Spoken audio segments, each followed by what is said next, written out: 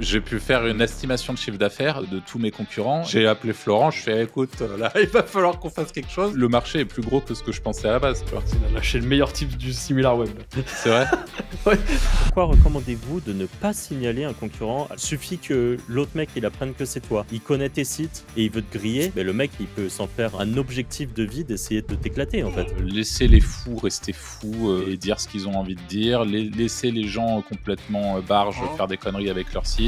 En fait on n'a jamais assez d'argent. Pourquoi les mecs multimillionnaires ils continuent à bosser et ils visent les dizaines de millions puis après ils se disent bah en fait non je vais viser le milliard. Si je peux être le meilleur, bah tant qu'à faire autant que toi le meilleur quoi. Dans ta réalité à toi, peut-être que ça n'existe même pas. Des trucs où les gens ils vivent comme dans le Loup de Wall Street en fait. Et ben toi tu penses que c'est pas possible alors qu'en vrai ça existe. Dans la Wizard Academy il y a des gens ils nous lâchent vous avez changé ma vie. Ah, c'est vraiment un truc de fou. Hein. Ces fois Anto où on discute et que tu dis faut être un mongol pour pas comprendre ça alors que moi j'ai pas compris. Et personne n'a compris dans la salle était là. Ok, bonne ambiance.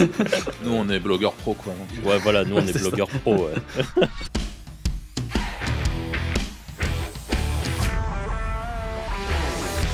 Salut à tous et bienvenue dans ce nouvel épisode du Wizard Podcast. Comme d'habitude, aujourd'hui, je suis avec Arthur et Anthony. Salut les gars. Salut. L'objectif aujourd'hui, c'est qu'on réponde à vos questions. On a mis un petit formulaire. Vous pouvez nous poser des questions, que ce soit sur le SEO, le BizWeb, qu'importe vos problématiques liées au business en ligne. Et du coup, on va répondre à tout ça. Avant de commencer, vous avez dans la description un lien pour notre formation gratuite sur l'affiliation. Qui est une nouvelle formation gratuite qu'on vous a fait. Je vous invite à cliquer dessus. Vous avez juste un email à rentrer et on vous a pondu une vraie mini formation qui est vraiment ultra complète. Ça fait pas, c'est pas ces petites formations de merde qu'on voit parfois. On vous a fait un truc qui est carré. Voilà, donc je vous invite à la rejoindre et on peut commencer avec la première question de nos auditeurs. Est-ce que tu l'as, Arthur? Bah, quoique, attends, vas-y, je la lis. Si tu veux. Ouais, vas-y, Lila. Première question du coup, c'est Monsieur Martineau qui nous dit: «D'abord, merci pour tout ce que vous faites. Hyper cool d'avoir un rendez-vous hebdomadaire quali sur le sujet, surtout pour des noobs comme moi. Ma question concerne l'affiliation. Selon vous, reste-t-il tout de même de belles opportunités sur des produits physiques ou vaut-il mieux se focus sur de l'affiliation sur des produits numériques? Merci d'avance». Allez-y les gars, Anto, vas-y si tu veux. Bah, je pense que oui. Après, produits physiques, genre les trottinettes, enfin les trucs comme ça, je pense qu'il veut dire. Je sais Mais pas, il y a tout parce que regarde le CBD, c'est ouais, ça physique et oui, bah, dans ces c'est cas-là, oui alors. Il faut juste comme d'habitude, sortir des sentiers battus et aller sur les nouvelles opportunités. Si tu vas là où il y a tout le monde, ça va être compliqué forcément. ouais. Mais sinon, en soi, tout Arthur? fonctionne, hein. Ouais. Voilà, il y a un bébé hurleur derrière moi, mais je suis globalement assez d'accord avec Anto. Il y a toujours pas mal d'opportunités. Ouais. Pareil, hein, même point de vue, il y a toujours des nouveaux trucs. Après l'erreur que font beaucoup de gens qui font de l'affiliation de produits, c'est d'aller bosser avec des partenaires qui vont te proposer genre, 5 7 enfin des trucs qui sont quand même un peu claqués et du coup, même sur des produits à 100 balles, par exemple, bah, en fait, ta commission, elle est tellement petite que tu vas devoir faire beaucoup de volume et elle est un peu là Mmh. la problématique de l'affiliation produit, c'est que souvent les coms sont assez basses. Donc si tu veux faire de l'affiliation produit, idéalement, il faut aller sur quand même des produits à forte marge. Qui dit produit à forte marge dit que du coup, ils pourront quand même se permettre de donner un meilleur pourcentage, d'affiliation. Et tu as par exemple des compléments alimentaires et des trucs comme ça où, le pourcentage peut rapidement atteindre quand même les 15. Bon, ouais, entre 10 et 20 on va dire en fonction du produit. Et par conséquent, bah, c'est des produits où tu vas pouvoir quand même gagner ta vie, correctement avec de l'affiliation. Et c'est sûr que les produits numériques, bah, oui, c'est quand même, d'autant mieux quand tu peux, parce que en général, là, on parle plutôt de com à 30-40 et tout de suite, ça peut être, plus intéressant, quoi, sur ce type de produit. Donc voilà. Hem, on a une question de Fred. Sur les pages locales, Google a de plus en plus de mal à indexer les pages qui se ressemblent. Donc j'imagine peut-être un peu les textes à trop. Dans la GSC, il les laisse en explorer mais non indexés. Comment fait Anto pour produire des milliers de pages sur des milliers de villes et réussir à tout indexer? Dans un premier temps, il faut utiliser les données de Google, My Business là, enfin les commentaires, les listings de sociétés et cetera. Ça fait du contenu unique que pour, quasiment toutes les pages et la deuxième solution, c'est que j'ai un truc pour indexer, donc je triche un peu. Mais sinon, ouais, vraiment utiliser les données de Google pour recréer des pages. Avec Gemini, vous pouvez par exemple, vous récupérez les 10 sociétés qui vendent, des vérandas, heu, vous envoyez ça sur Gemini, il vous fait un joli article qui vous présente les artisans de cette ville-là et franchement, vous faites des trucs bien bien cool. Vous laisse faire du texte à tout. Et c'est ce que tu disais sur le Discord, je crois, c'est le vrai truc, c'est en fait, c'est le vrai nerf de la guerre, c'est l'indexation. Ouais. Et donc le fait de pouvoir la forcer, donc ça tu l'as dit, tu as ta technique, qui reste privée évidemment, mais c'est quoi? Sans parler de ta technique, tu vois, s'il y a un service, je sais pas si vous avez essayé typiquement, Speedy Index ou ce genre de truc récemment, si on peut conseiller aux gens, En soi, pour si de tu fais un site, l'indexation accessible, quoi. ouais, SpeedyIndex, ça fonctionne. Si tu fais un site rapide, si tu fais un site rapide full HTML, avec SpeedyIndex, tu envoies juste la home, en vrai, tu arrives à faire, si ton site il est crawlable correctement, tu peux facilement indexer 1000 pages juste en envoyant juste ta home. Mais par contre, ça demande que ton site soit vraiment propre. Et peut-être, quand même pour, remettre un point, là-dessus, mais Anto, faut peut-être que tu dises aussi, sur, combien de sites, tu vois, tu balances, c'est sûr que tu parles toujours des trucs qui ont réussi, mais Ah quand oui, par tu contre, oui. t'envoies 10 Bah, là, par sites, il y en exemple, a combien qui s'indexent? j'en ai deux vraiment qui s'indexent vraiment bien, j'en ai trois quatre où ça pue et j'en ai, le 5 qui marchent pas. En grosso modo, c'est ça. Ouais. Donc, je pense que aussi la question, la vraie question de fond, c'est plutôt, le volume de boulot que tu mets dedans. Parce qu'en fait, je pense qu'il y a plein de gens, ils lancent un site et ils disent: «Ah bah, ça s'indexe pas». Mais en fait, tu as aussi un facteur random, Ouais. qu'on voit Tu régulièrement. fais les choses de manière différente d'ailleurs, Anto, entre tes différents sites, ou c'est globalement les Non, mêmes méthodes? c'est C'est globalement la vraiment même full chose. random, quoi? Ouais, là, sur la nouvelle vague que je teste, j'essaye de voir des prompts différents, tu vois, si ça joue. Mais c'est encore trop récent vu que ça fait même pas une La semaine. nouveauté déjà, c'est que maintenant il y a de l'IA dans tes Ouais, il y a sites, de l'IA maintenant. Donc et ça se passe bien. ouais, bah, en plus, c'est que c'est gratuit avec, avec ChatGPT, avec Gemini, avec plusieurs comptes Google, en vrai, tu peux faire des trucs cool. Donc OK. quasiment pas besoin de payer. Donc tu as ensuite Madeleine qui nous pose une question: «J'apprécie vraiment vos podcasts, merci et good job. Pourriez-vous détailler un chouïa ce que vous pensez du cloaking en 2025? Quelques exemples d'utilisation encore bénéfiques que vous pourriez mettre en œuvre. Je le vois encore appliqué de manière importante sur de très gros sites, plusieurs millions de visiteurs par mois, keyword stuffing, maillage dédié au UA. C'est presque trop facile. Est-ce que des pénalités sont prévues, partagées par Google depuis très longtemps, mais je n'ai pas l'impression qu'ils aient trouvé un moyen de lutter contre ça? Avez-vous des sites correctement cloqués qui sont tombés? Gardez la patate, merci pour tout et bon courage à Arthur pour les nuits probablement un peu courtes».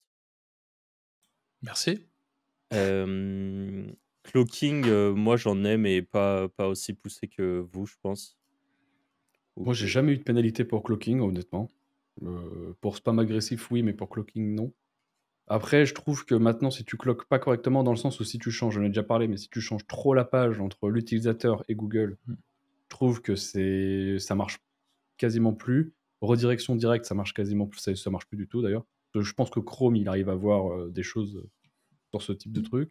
Après, si tu cloques, quelques paragraphes, des mots clés ou des choses comme ça, je vois pas, le Mmh. problème en vrai. C'est plus la dénonciation qui va te poser problème. Mais si c'est bien fait, c'est indétectable donc surtout un qu'ils ont peu enlevé le cache. Donc c'est un peu le but du jeu, ouais, surtout depuis qu'ils ont enlevé le cache, j'avoue que c'est bon, même si les très bons cloakers, ouais, passaient à voilà. travers le cache, hein, évidemment, mais c'est pour du petit, cloaking, c'était quand même cool. Mmh. Heu Après, je pense, je sais pas si Arthur, toi, tu as un feedback par rapport à ça, mais je pense qu'on fait pas des sites qui nécessitent ce genre de truc, en fait. Ouais, bah, moi, c'est ce que je redisais sur le Wizards Event, c'est tout ce qui est PBN, hein, pour le coup, je suis team cloaking parce que je considère surtout les PBN, que je fais qui sont vraiment, dégueux, enfin, qui ont vraiment pas vocation à noyer le poisson, on voit que c'est des PBN et j'ai pas besoin de les faire différemment, on va dire. Et donc, du coup, je cloque via shortener. C'est-à-dire que là, je cloque avec une redirection. Il y a un nom de domaine tampon, donc je perds forcément un petit peu de jus dans l'histoire. Mais l'avantage, c'est qu'il y a quand même une partie du jus qui passe. Et l'autre avantage, c'est que c'est super compliqué de remonter ce type de clocking. Et le dernier avantage, c'est que du coup, je peux directement, donc au lieu de faire un lien directement vers mon monécite depuis mon PBN, je fais un lien directement sur le shortener qui lui renvoie Google vers mon monécite, mais qui renvoie les utilisateurs, donc tout ce qui n'est pas Google, vers le site d'un concurrent. Et pour parler d'usage, et là c'est là où c'est plutôt c'est des usages au clocking, il y en a plein, tu en as déjà cité quelques-uns dans ta question. Moi, je trouve que ce qui est le plus intéressant avec le clocking, c'est d'emmener les gens sur des fausses pistes. Et typiquement, ce genre de site, quand on les remonte, bah, les gens, tu vois, un SEO qui remonte ça, se dit ah ouais, ils se sont fait chier, ils ont fait un PBN, et en fait, il a l'impression que le PBN redirige vers le concurrent, alors qu'en l'occurrence, absolument pas. Et voilà, ça permet aussi, même si Anto a très bien fait de le préciser, parce que ça fait partie des choses qui ont changé, mais ça permet typiquement sur du media buy ou quand on a ce type de stratégie, de faire croire à nos concurrents qu'on fait les choses d'une certaine manière, de faire croire à nos concurrents que nos pages, nos landing page winners sont construites comme ça, comme ça, comme ça, alors que dans la réalité, c'est pas le cas. Et ça, c'est quand même cool pour garder un avantage. Il y a vraiment plein d'intérêts au clocking. Il y a comment dire, ouais, je pense qu'on a déjà fait le tour de ce qui était pas mal. Enfin, ce qui était pas mal, les petits cas d'usage. Je sais pas si tu en vois d'autres un peu anecdotiques quant au clocking. Non, c'est vrai que l'ALP, c'est intéressant, j'avais oublié, mais c'est vrai que c'est bien ça. Toi, tu peux vraiment les brain avec ça. Ouais. Il y a juste un point. En fait, je pense aussi qu'il y a la partie clocking des très très très gros sites qui ont des très gros volumes de recherche et des trucs comme ça.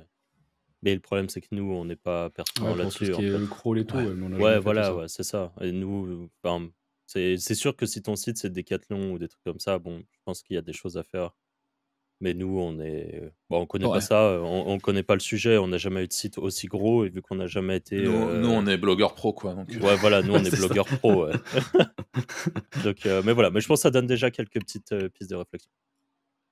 Une question de Mathias qui nous dit: «Est-ce possible de faire une alternance, BTS NDRC?» Donc j'ai vite fait regardé ce que c'était. Du coup, c'est un BTS négociation et digitalisation de la relation client. OK. Est-ce que c'est possible du coup de faire ce type d'alternance, par exemple avec quelqu'un qui travaille dans le e-commerce à distance?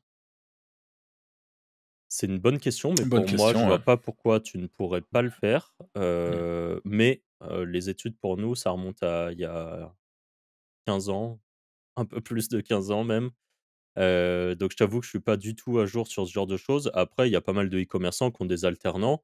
Il y a pas mal de e-commerçants qui ont des alternants qui bossent en télétravail. Donc je pense que s'il y a pas de contraintes, bah, ouais, en fait, du moment qu'on te donne des missions, que ça t'aide à avancer dans ton projet d'alternance et d'apprendre, il y a pas de raison que tu puisses pas le faire, de mon point de vue en tout cas. Question, de Philojof: «Yo la team, est-il prévu de faire un update de la formation avec un sous-chapitre, faire du SEO sur YouTube?» Ouais.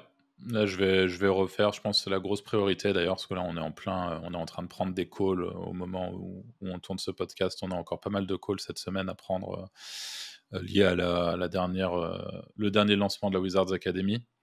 Et justement, moi, ça fait partie. Ma prochaine grosse priorité, c'est la mise à jour de la formation dédiée, la formation à l'intérieur de la formation dédiée à YouTube. Ouais. Juste parce que, comme d'hab, hein, c'est vraiment l'Eldorado, et en effet, elle mérite mise à jour. Donc, je pense, pour t'annoncer une date, je pense d'ici maximum 6 semaines. À partir de là, on est le 15 avril. D'ici 6 semaines, il y aura quelque chose de complet dans la Wizards Academy à ce propos, très exactement. Il y aura aussi, j'en profite, mes grosses mises à jour avec, l'IA, Ouais. qui fait partie, il y a pas mal de mises à jour. Moi, je me suis le noté, d'ailleurs, je vous le dis les gars là, mais j'ai noté pas mal de trucs qu'il faut qu'on rajoute et Et je Ouais. pense que de toute façon, là, la version 2 de la Wizard Academy va être costaud encore et avec pas mal de très gros tips dedans. Donc voilà. On a un message de OK Croisière. Pourquoi ne pas générer les cocons sémantiques, entités nommées et voir tout un site en mode bulk avec maillage interne avec votre tool en un clic? En fait, tu peux déjà faire une, grosse partie des trucs. Cocon sémantique, tu peux le faire, déjà aujourd'hui, en fait, si tu as tous les contenus, que tu veux, Et lui, il veut le faire en un clic, Franck. en un clic, ouais. Bah, Et il a bien raison, moi je suis pareil, hein. J'ai besoin du un clic aussi, ça, en sinon c'est fait, trop fatigant. Je ça comprends. fait partie de avec WiseWand, ça fait partie de ce qu'on va mettre en place. J'en ai déjà parlé, à l'équipe. C'est quelque chose que moi je veux qu'on mette en place, notamment pour faire de la construction de PBN, rapide. Mais ça peut être utilisable, dans plein d'autres, trucs. Le maillage interne est déjà pris en compte, hein, aujourd'hui. En fait, aujourd'hui, avec le mode autopilote, donc c'est pas du un clic parce que tu vas devoir rechercher ce que tu veux mettre dans ton cocon sématique. Ça, on l'a pas en mode, full automatique aujourd'hui, bien qu'on a déjà les API qui permettent de le faire. Donc en fait, on pourrait déjà l'avoir, c'est juste ça mérite d'être développé. Hem, la partie maillage interne, on l'a déjà, c'est-à-dire que dans notre mode automatique, même si les articles sont en train d'être créés tous en même temps, ils peuvent déjà s'auto-mailler entre eux. C'est-à-dire qu'il y a et le maillage interne avec Wisewand ne se fait pas uniquement avec les articles déjà publiés. Quand on lance plusieurs articles en même temps, ils peuvent se mailler déjà ensemble. Ce qui fait qu'on peut faire du cocon sémantique comme ça.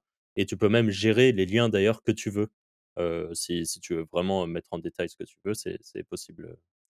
Donc voilà, c'est quelque chose qui va être fait, c'est quelque chose qu'il faut faire, mais c'est pas une priorité puisque notre priorité là avec Wisewand, c'est de faire la partie e-commerce, qui nous est, très demandée. Ensuite, question de Florent. Est-ce que si j'ai un texte écrit par mes propres moyens, je peux utiliser ChatGPT par exemple pour créer un encart en bref de 250-300 mots en haut de l'article sans que ce soit pénalisé? La réponse rapide, oui. Je Je le sais pas ferais plus petit si par contre. Mmh.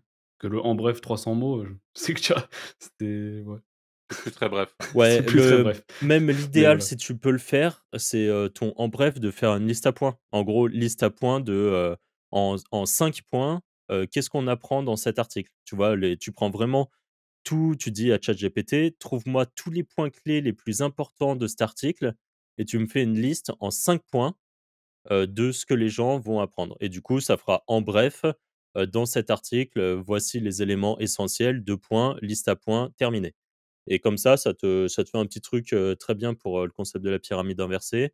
Les gens ont directement des réponses et après tu mets en petite phrase en dessous, pour avoir une réponse, plus, en gros, pour aller plus loin et vraiment comprendre ces concepts, eh bien, je vous invite à lire l'article et derrière tu mets ton sommaire qui leur permet de naviguer très rapidement et de retrouver ces points-là et tu as un truc qui est hyper, user friendly. Ils arrivent, ils se disent: «OK», au lieu de devoir scroller et lire en travers et de se dire: «Qu'est-ce que je vais apprendre dans cet article?»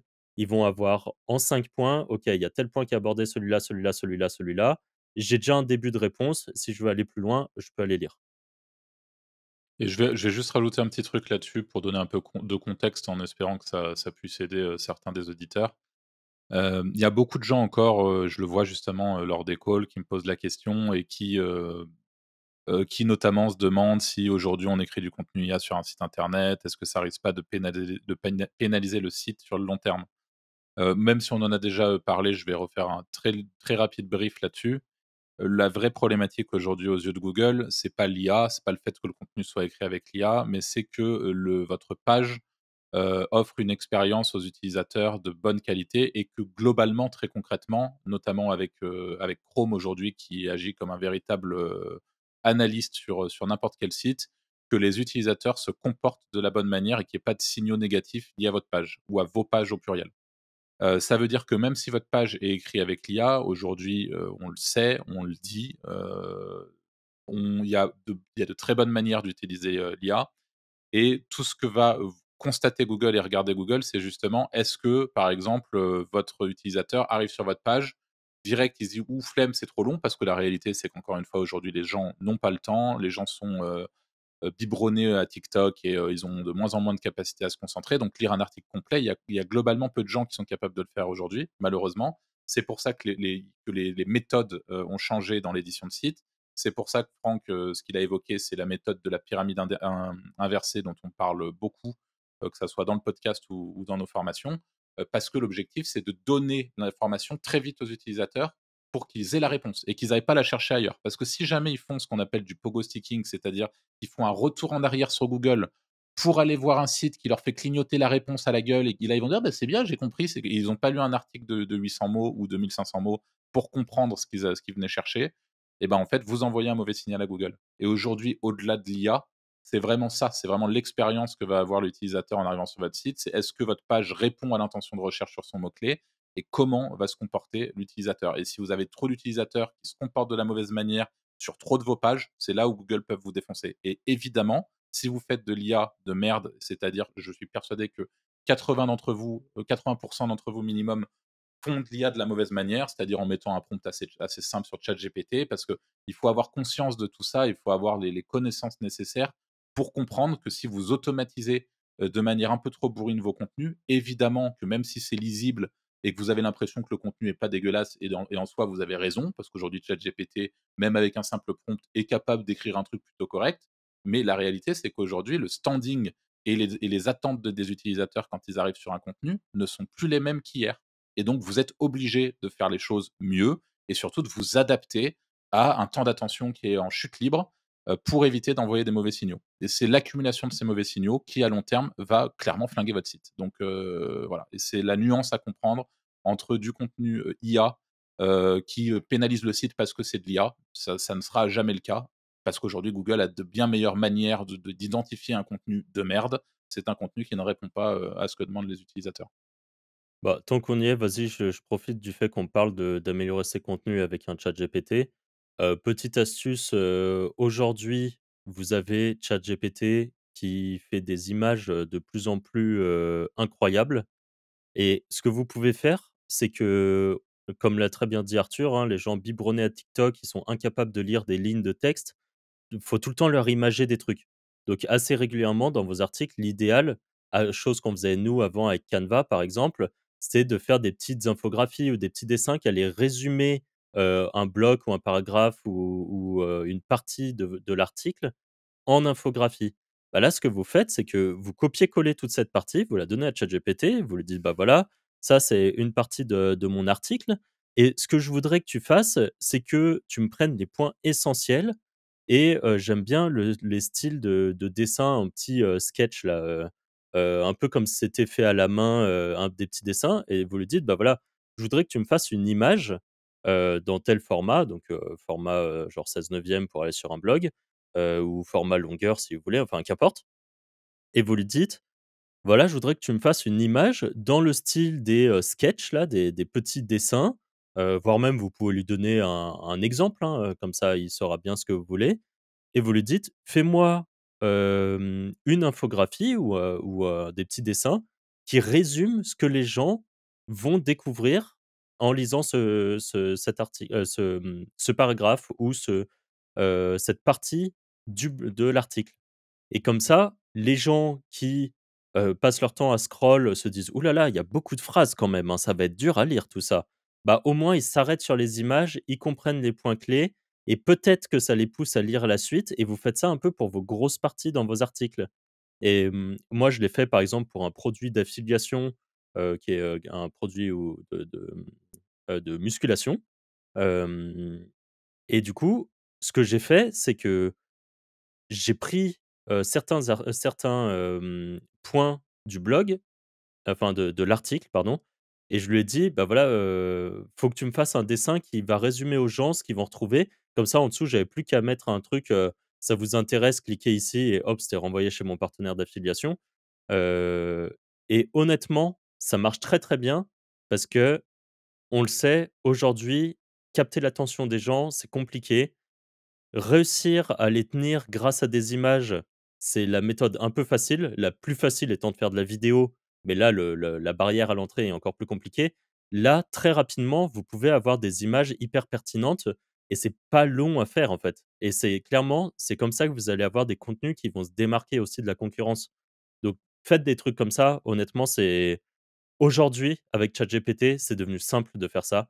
Avant, c'était chiant, fallait faire des canevas, ça pouvait prendre, 1/2 heure par image si vous voulez faire un truc à peu près carré. Fallait juste Là avoir l'idée aussi. et puis il fallait avoir l'idée. Là, Mmh. aujourd'hui, vous lui dites, et puis quand vous avez un style que vous aimez bien, vous lui redonnez tout le temps, en lui disant toujours de garder ce style-là et vous allez pouvoir, avoir, quelque chose de vraiment bien. Donc franchement, améliorez vos contenus avec l'IA en faisant ça et c'est vraiment cool, hein. Il y a vraiment moyen de faire des trucs sympas. Question suivante. Question de Jérémy, qui nous dit: «Salut les wizards, merci pour les tips en or que vous balancez dans le podcast. J'ai une question à propos des EMD. Si un EMD, donc Exact Match Domain, hein, pour les plus, novices d'entre vous, c'est-à-dire, un nom de domaine, un nom de site qui sera par exemple, meilleurtronçonneuse.fr. Bon, bah, on se doute que ça parle de quelles sont les meilleures tronçonneuses. Donc ça, c'est un EMD. Si un EMD parvient à se placer sur une niche d'affi avec de très bonnes positions sur les requêtes qui convertissent, face à des concurrents comme des médias ou des gros sites thématisés, est-ce que selon vous, Google finit forcément par capter que ce n'est pas une vraie marque? Et si oui, est-ce que ça provoque toujours une chute du site à terme? Et ça, même si, on est le seul site à avoir autant détaillé les avis produits, le sujet global, avec un temps moyen passé sur les pages assez long des utilisateurs. Est-ce qu'il y a un moyen de faire évoluer cette EMD en marque crédible? Chaîne YouTube, redirection du site vers un NDD brandé, comment vous y prendriez? Ou bien vaut-il mieux repartir de zéro avec un vrai branding? Pour info, grâce à la formation gratuite, je suppose de vente de liens que vous retrouverez aussi en description si ça vous intéresse, je vends maintenant du lien à des sites et j'ai déjà constaté ça chez des e-commerçants qui m'achetaient du lien. Leur NDD, c'est un EMD, mais c'est bien une brand mis en avant sur le site. Je pense qu'on n'aura pas le même point de vue, mais est-ce qu'il y en a un de vous 2 qui veut commencer? Vas-y Anto, tu veux commencer? Bah, allez, l'EMD en soi, je pense pas qu'il est problématique si tu as des gros médias en face et c'est pas une r il va pas tomber spécialement. Du moment que tu es pertinent sur la requête, en vrai, il y a pas de raison, peu importe le nom de domaine, en soi, ça marche. Donc pour la première partie, en soi, c'est bon. Comment le faire évoluer? C'est là la problématique, c'est moi, comment le faire évoluer? Je referais un nom de domaine brandé, j'essaierai d'attaquer la requête. Si j'ai des bons résultats avec le NDD brandé, je tente une redirection, mais tu as toujours le risque que ton NDD brandé prenne pas la position de l'EMD. Donc Comme on le dit, hein, ce qui marche, ouais, voilà. évitons de le changer, hein.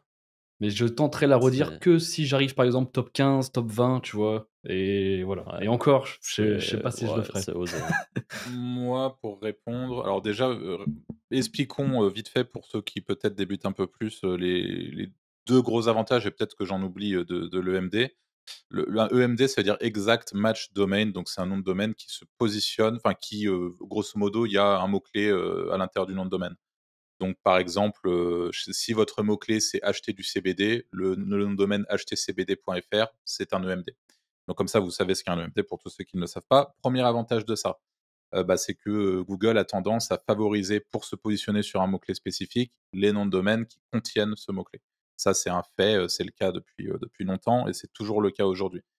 Le problème qui est soulevé dans la question, c'est que se pose une problématique de branding, c'est la suite de ma réponse. Mais l'autre avantage dont on parle un peu moins avec les EMD, c'est que le SEO, c'est 3 piliers, le on-page, le technique, et le off-page. Et pour le coup, en off-page, le fait d'avoir un EMD, ça permet d'ancrer sur le mot-clé sur lequel on souhaite se positionner et d'ancrer un peu plus fort. En gros, ça généralement, vous allez éviter de trop ancrer sur les mots-clés pour éviter de vous prendre, une pénalité, un filtre, enfin, grosso modo, faut faire les choses, gentiment. Mais sur un EMD, on peut se permettre d'ancrer un peu plus parce que votre nom de domaine contient le mot-clé. Donc par conséquent, c'est aussi un avantage, dans le netlinking de ce côté-là, je trouve en tout cas.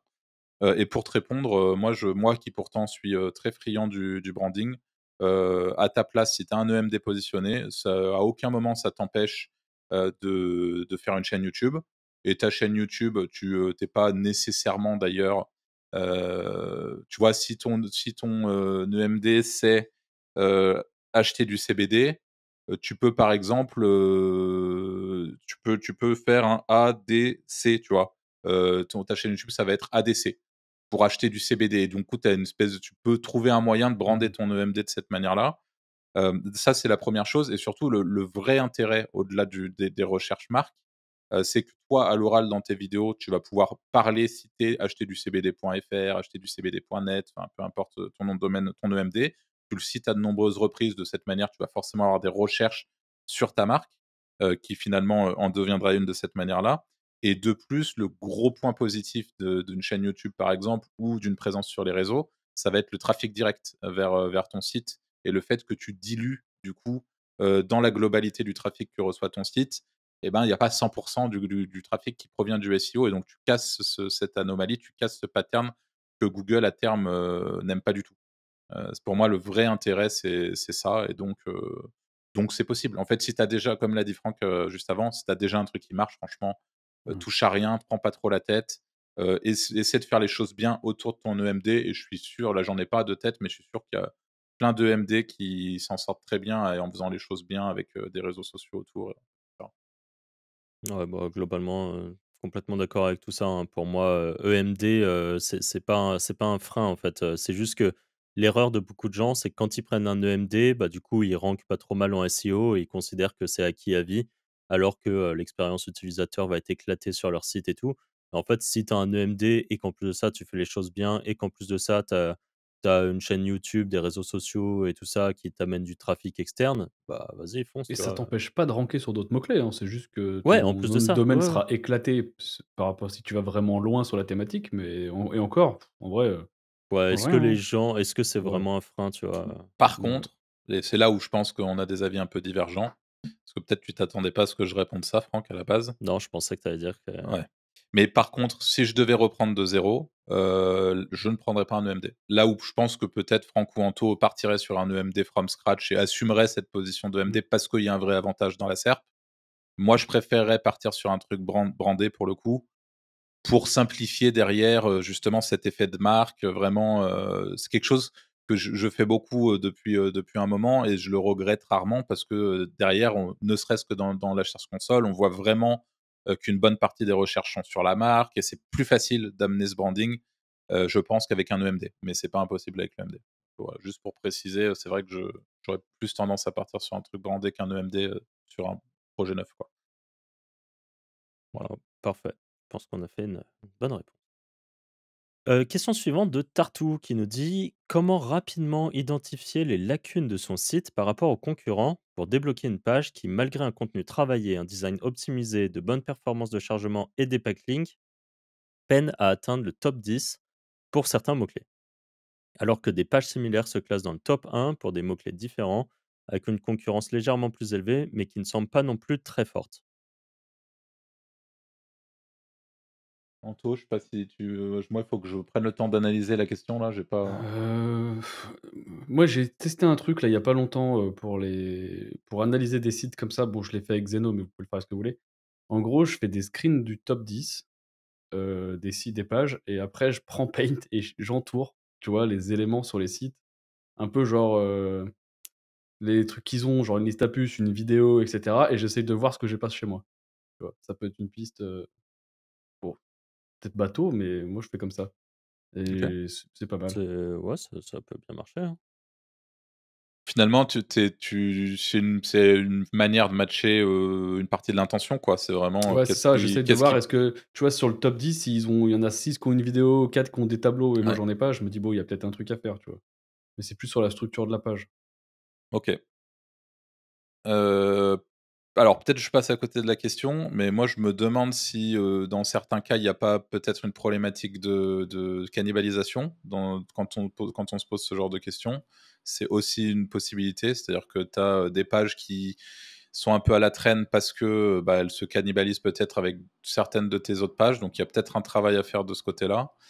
Et c'est notamment ce que j'ai conseillé dans la Wizards Academy récemment à quelqu'un, et je pense que ça se teste. Si vraiment tu considères justement que le contenu est de qualité, tu considères que ce que vient d'expliquer Anto, c'est déjà quelque chose que tu as fait et que ta page match déjà très bien l'intention de recherche, voire même que tu fais mieux, et que tu n'expliques vraiment pas le fait qu'elle se positionne moins bien que ce que tu l'espères, je pense qu'il y a potentiellement un travail à faire sur ton maillage interne. Et pour le coup, le fait de pousser de manière plus conséquente la page qui se positionne mal et d'aider Google à comprendre, malgré peut-être un petit souci de cannibalisation, que cette page est censée se positionner sur tel champ lexical, tel mot-clé, etc. Là, je pense que c'est à tester si pour tous ceux qui se retrouvent un peu bloqués avec ce type de problématique, je pense que c'est ce que je ferais.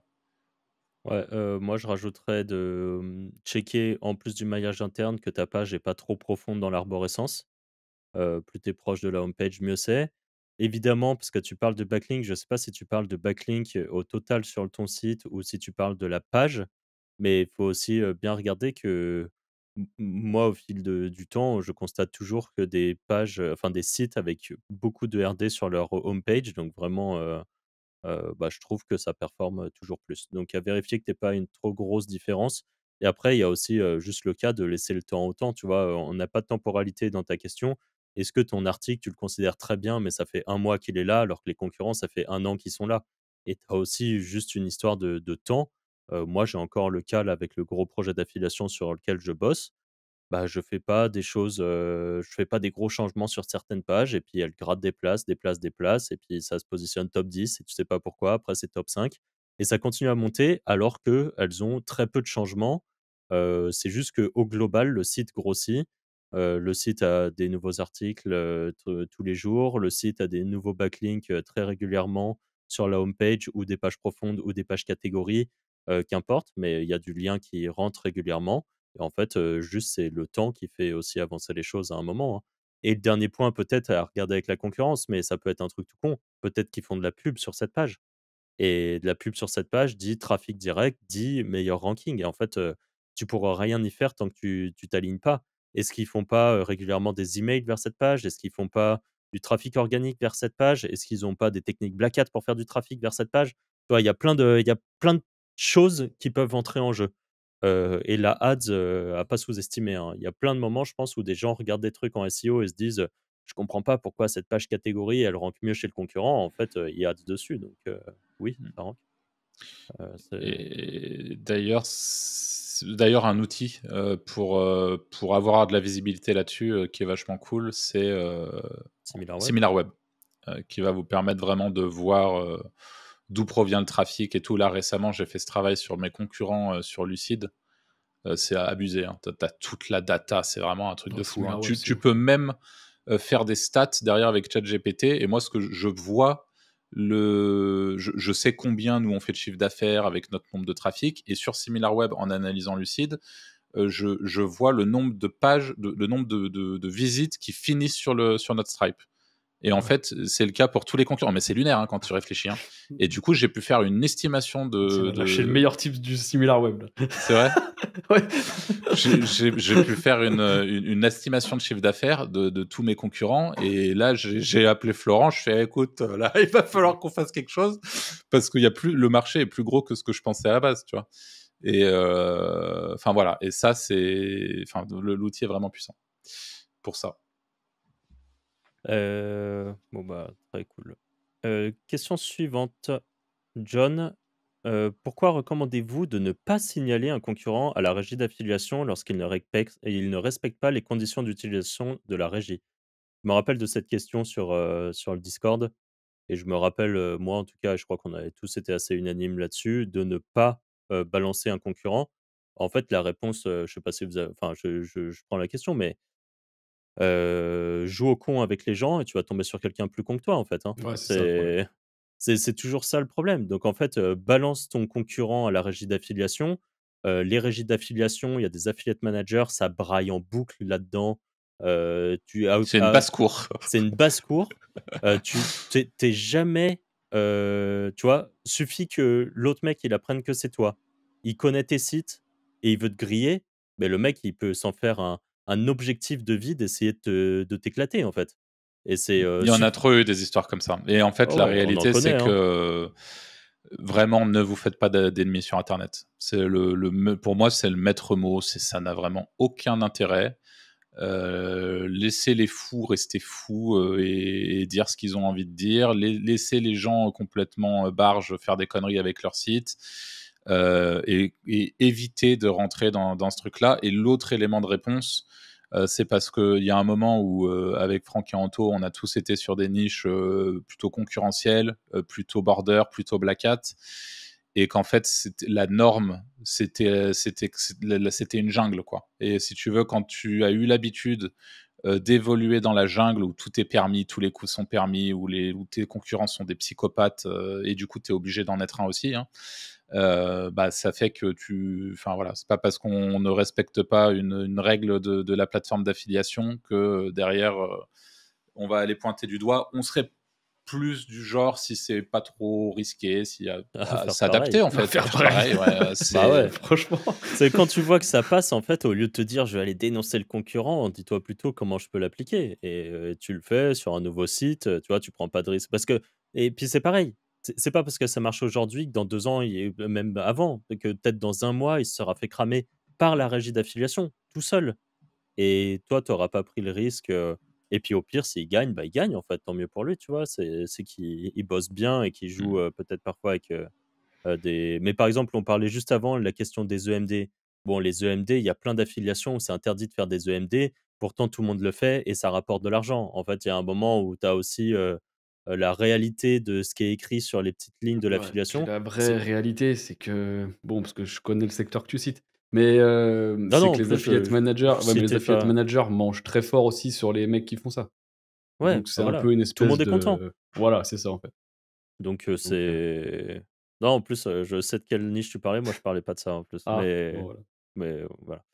C'est en tout cas, les EMD, ça fait partie des règles qui sont interdites. Parfois, ça va être, le brain bidding, Anto en a déjà parlé. C'est, souvent interdit. Ça veut pas dire que tu vas forcément te faire bannir. Donc voilà, faut tester. Après, tu joues avec le feu. Mmh. Parfois, tu auras 3 000 balles sur la plateforme d'affiliation que tu as pas encore cash out, tu auras mis de la ads et puis, en fait, tu vas te faire bannir parce que tu as pas respecté les règles. C'est un peu le jeu de l'affilié, hein, c'est de trouver un moyen de faire ses sous, et plus tu veux rester clean, tant mieux pour toi, tu vois? Mais si tu balances ton concurrent, en tout cas, tu balances ton concurrent et un jour tu te prends des grands DDoS sur ton site, bon, bah, te pose pas trop de questions, en fait. C'est juste que le mec aura compris que c'est toi. Question suivante de Padma. J'ai 2 questions. On va répondre aux 2 petit à petit, je pense. En dehors de vos contenus, podcasts et vidéos que je suis assidûment, est-ce que vous avez une ou 2 autres personnes que vous conseillez vraiment sur de l'édition de site, vente de liens, affiliés débutants? Parce qu'il y a beaucoup de choses sur le net et j'ai confiance qu'en vous pour le moment. Bah, écoute, merci déjà. Merci. Ouais, merci. Ben, Hem, en vrai, il y a beaucoup de créateurs, on va en citer, quelques-uns. Bon, celui qui est là depuis le plus longtemps et assidu, je pense que c'est clairement Romain Pirotte, qui est plus sur Ouais. la partie, Black Hat, mais qui parle clairement d'édition de site, et qu'on voit beaucoup de valeur sur sa chaîne YouTube depuis longtemps, encore une fois. Et on voit de plus en plus des petits éditeurs, en tout cas des petites chaînes YouTube qui fleurissent, en espérant, fortement avoir un petit rôle à jouer de notre côté, parce que nous, on pousse sans cesse les gens à se lancer sur YouTube. Donc, mais en tout cas, on peut te citer notamment Florentin Doro, si je dis pas de bêtises, qui a une chaîne très portée sur la vente de liens, l'édition de sites au sens large, et qui documente en gros son parcours, mais qui est déjà assez avancé. On a Pimp ton SEO, qui est un des membres de la Wizards Academy, Julien, qui a une chaîne YouTube où pareil, il parle d'édition de site, de SEO au sens large. Paul Euh, Vengeon, hein, pour la Paul partie Vengeon, SEO, évidemment, ouais, solide. carrément. Paul Vengeon pour la partie SEO. Alors lui, c'est moins enfin un petit peu édition de site, mais lui, il est plus freelance, donc il a plus ce côté B2B, mais il est très pertinent sur le contenu qu'il fait aussi. Qui est-ce qu'on a oublié? Il y Après, a il y en a des plus petits. Je crois que Grégoire. Enfin, faut les chercher. Moi, grosso modo, au moment où je voulais faire de l'affiliation enfin trouver des affiliés pour Wisevent, je tapais notamment vente de liens. Je regardais un peu les youtubeurs qui parlaient de ça parce que c'est un peu le truc trendy de l'édition de site en ce moment. Peut-être peut-être Flo, les makers, Ah oui, bah, même si il carrément, fait ouais. moins de contenu orienté vente de liens ou Ouais, affiliation ouais, aujourd'hui, mais les anciennes vidéos, les interviews et tout sont super cool. ouais, carrément. Je pense, voilà, c'est déjà une petite liste sympa. Ouais. Deuxième question, du coup, c'est est-ce que vous pensez possible de vendre vos formations par module? Pour l'instant, j'ai pas le budget pour la prendre, mais c'est mon objectif. Mais je me dis qu'étant débutante, tous les modules ne seraient pas à ma portée et je pourrais acheter petit à petit en fonction de mon budget et de mes besoins du moment. À mon avis, elle vaut grave le coup, mais autant être honnête, parfois je comprends la moitié des mots d'Anthony pour pas le citer. Mais j'y arriverai un jour. Tu sais, en Euh, call, on me le dit. Moi, Ah ouais? il y a des mecs, bah, tu vois, le gars, je vais pas le citer, mais qui a adoré l'échange qu'il a eu avec toi à Wizard Event. Et il me dit, franchement, il y avait des phrases, je lui demandais de répéter et tout. Et c'est la réalité, parce que toi, tu es très technique et ça fait des années que tu baignes là-dedans. je crois Donc, que ça a un forcément, nom, j'ai appris récemment, je crois que ça s'appelle le syndrome de l'expert ou un truc comme ça. Je sais plus si c'est exactement ça le syndrome de l'expert, mais ouais. en gros, c'est quand tu es tellement avancé que tu penses que tout est compréhensible facilement par les autres. Tu sais, Ah OK. ça me Ouais, c'est rappelle possible, ouais, hein. ces fois, Anto, où on discute et que tu dis faut être un mongol pour pas comprendre ça, alors que moi, j'ai pas Et, compris. et personne n'a compris dans la salle, était là. Ok, bonne ambiance. Beaucoup de C'est- Mongols par ici. C'est vrai, c'est Ah vrai. non, mais moi, tu me l'as déjà dit cash 2-3 fois, et à chaque fois, je fais bon, bah, j'ai pas compris, donc, donc ça, l'histoire. Bon, ça fait partie du jeu. C'est en fait petit à petit, tu apprendras et bah, tu vois, si tu écoutes vraiment le podcast et tout ça, petit à petit, tu vas quand même finir par Ouais, mettre des mots sur des ouais. concepts. Puis la réalité, c'est Euh, qu'il y a pas besoin d'être aussi expert pour réussir, hein. oui, et ça, clairement. Je pense que beaucoup de gens. Mais toi, c'est parce que tu as le côté, tu sais, Black Hat, t'as Ouais, ce voilà, côté, mais les sinon gens, ils kiffent de voir que tu automatises des trucs et tout, alors que tu prends moi, par exemple, je suis à moitié un artisan du web, je fais les trucs tranquilles, souvent à la main et tout, et ça et marche ça aussi, marche quoi. très bien, ouais, ouais. Ouais, donc c'est un peu chacun sa façon de bosser aussi.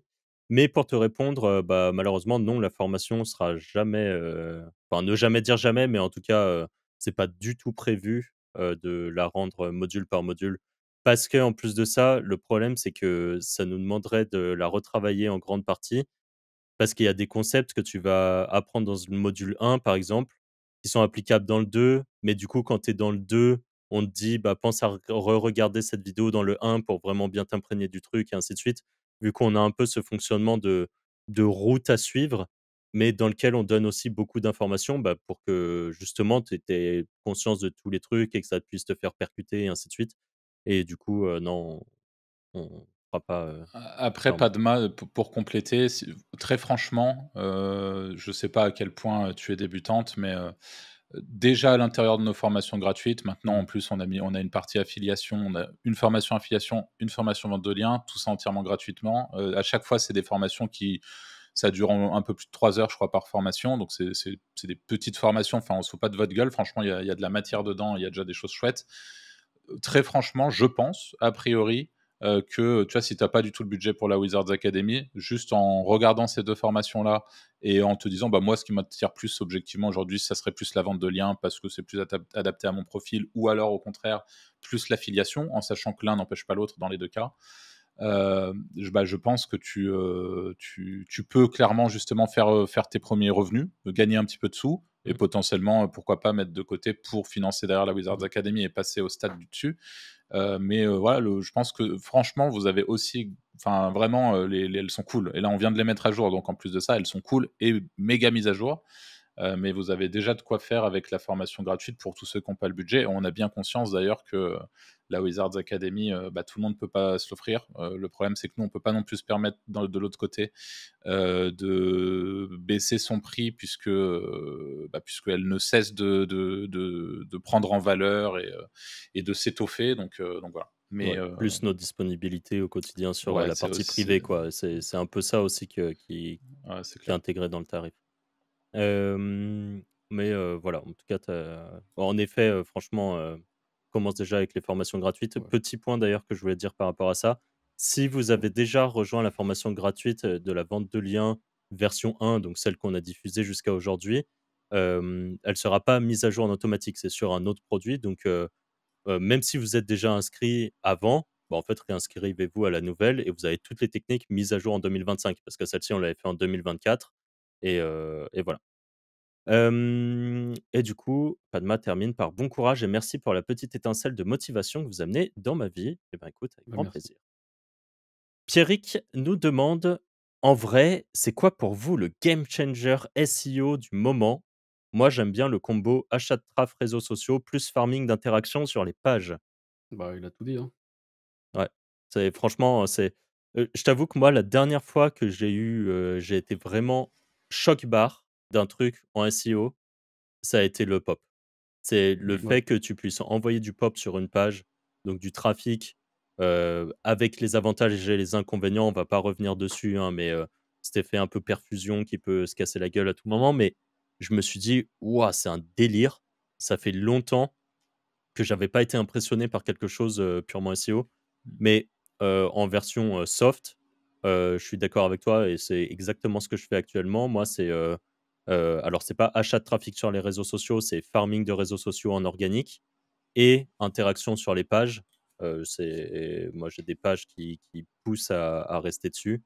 Heu, ça permet de vraiment de bouffer, petit à petit de la concurrence, qui ont pas ce même truc en fait, qui soit fonctionnent qu'en SEO, soit leurs interactions sur les pages sont mal foutues ou, pas attractives comme elles devraient l'être et franchement le combo des 2, en gros c'est toi tu te dis c'est combo achat de traf réseaux sociaux plus farming d'interaction.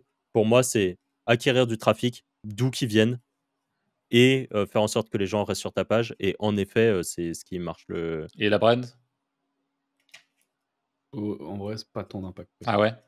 Je pense peut-être je très pense que ça long a du temps terme, ouais, mais voilà, je pense que ça a de l'impact sur le long terme parce que, moi je reste assez persuadé, même si c'est des trucs au début, je disais que j'y croyais pas. Aujourd'hui, bon, j'y crois à 100 parce que je le vois en fait, avec les résultats que j'ai. Hem, Avoir de la recherche de brand, ça te permet d'être ancré au sol, mais comme jamais, hein. Je pense ouais, qu'au bout voilà, d'un c'est ça. moment, on peut plus te déloger en fait.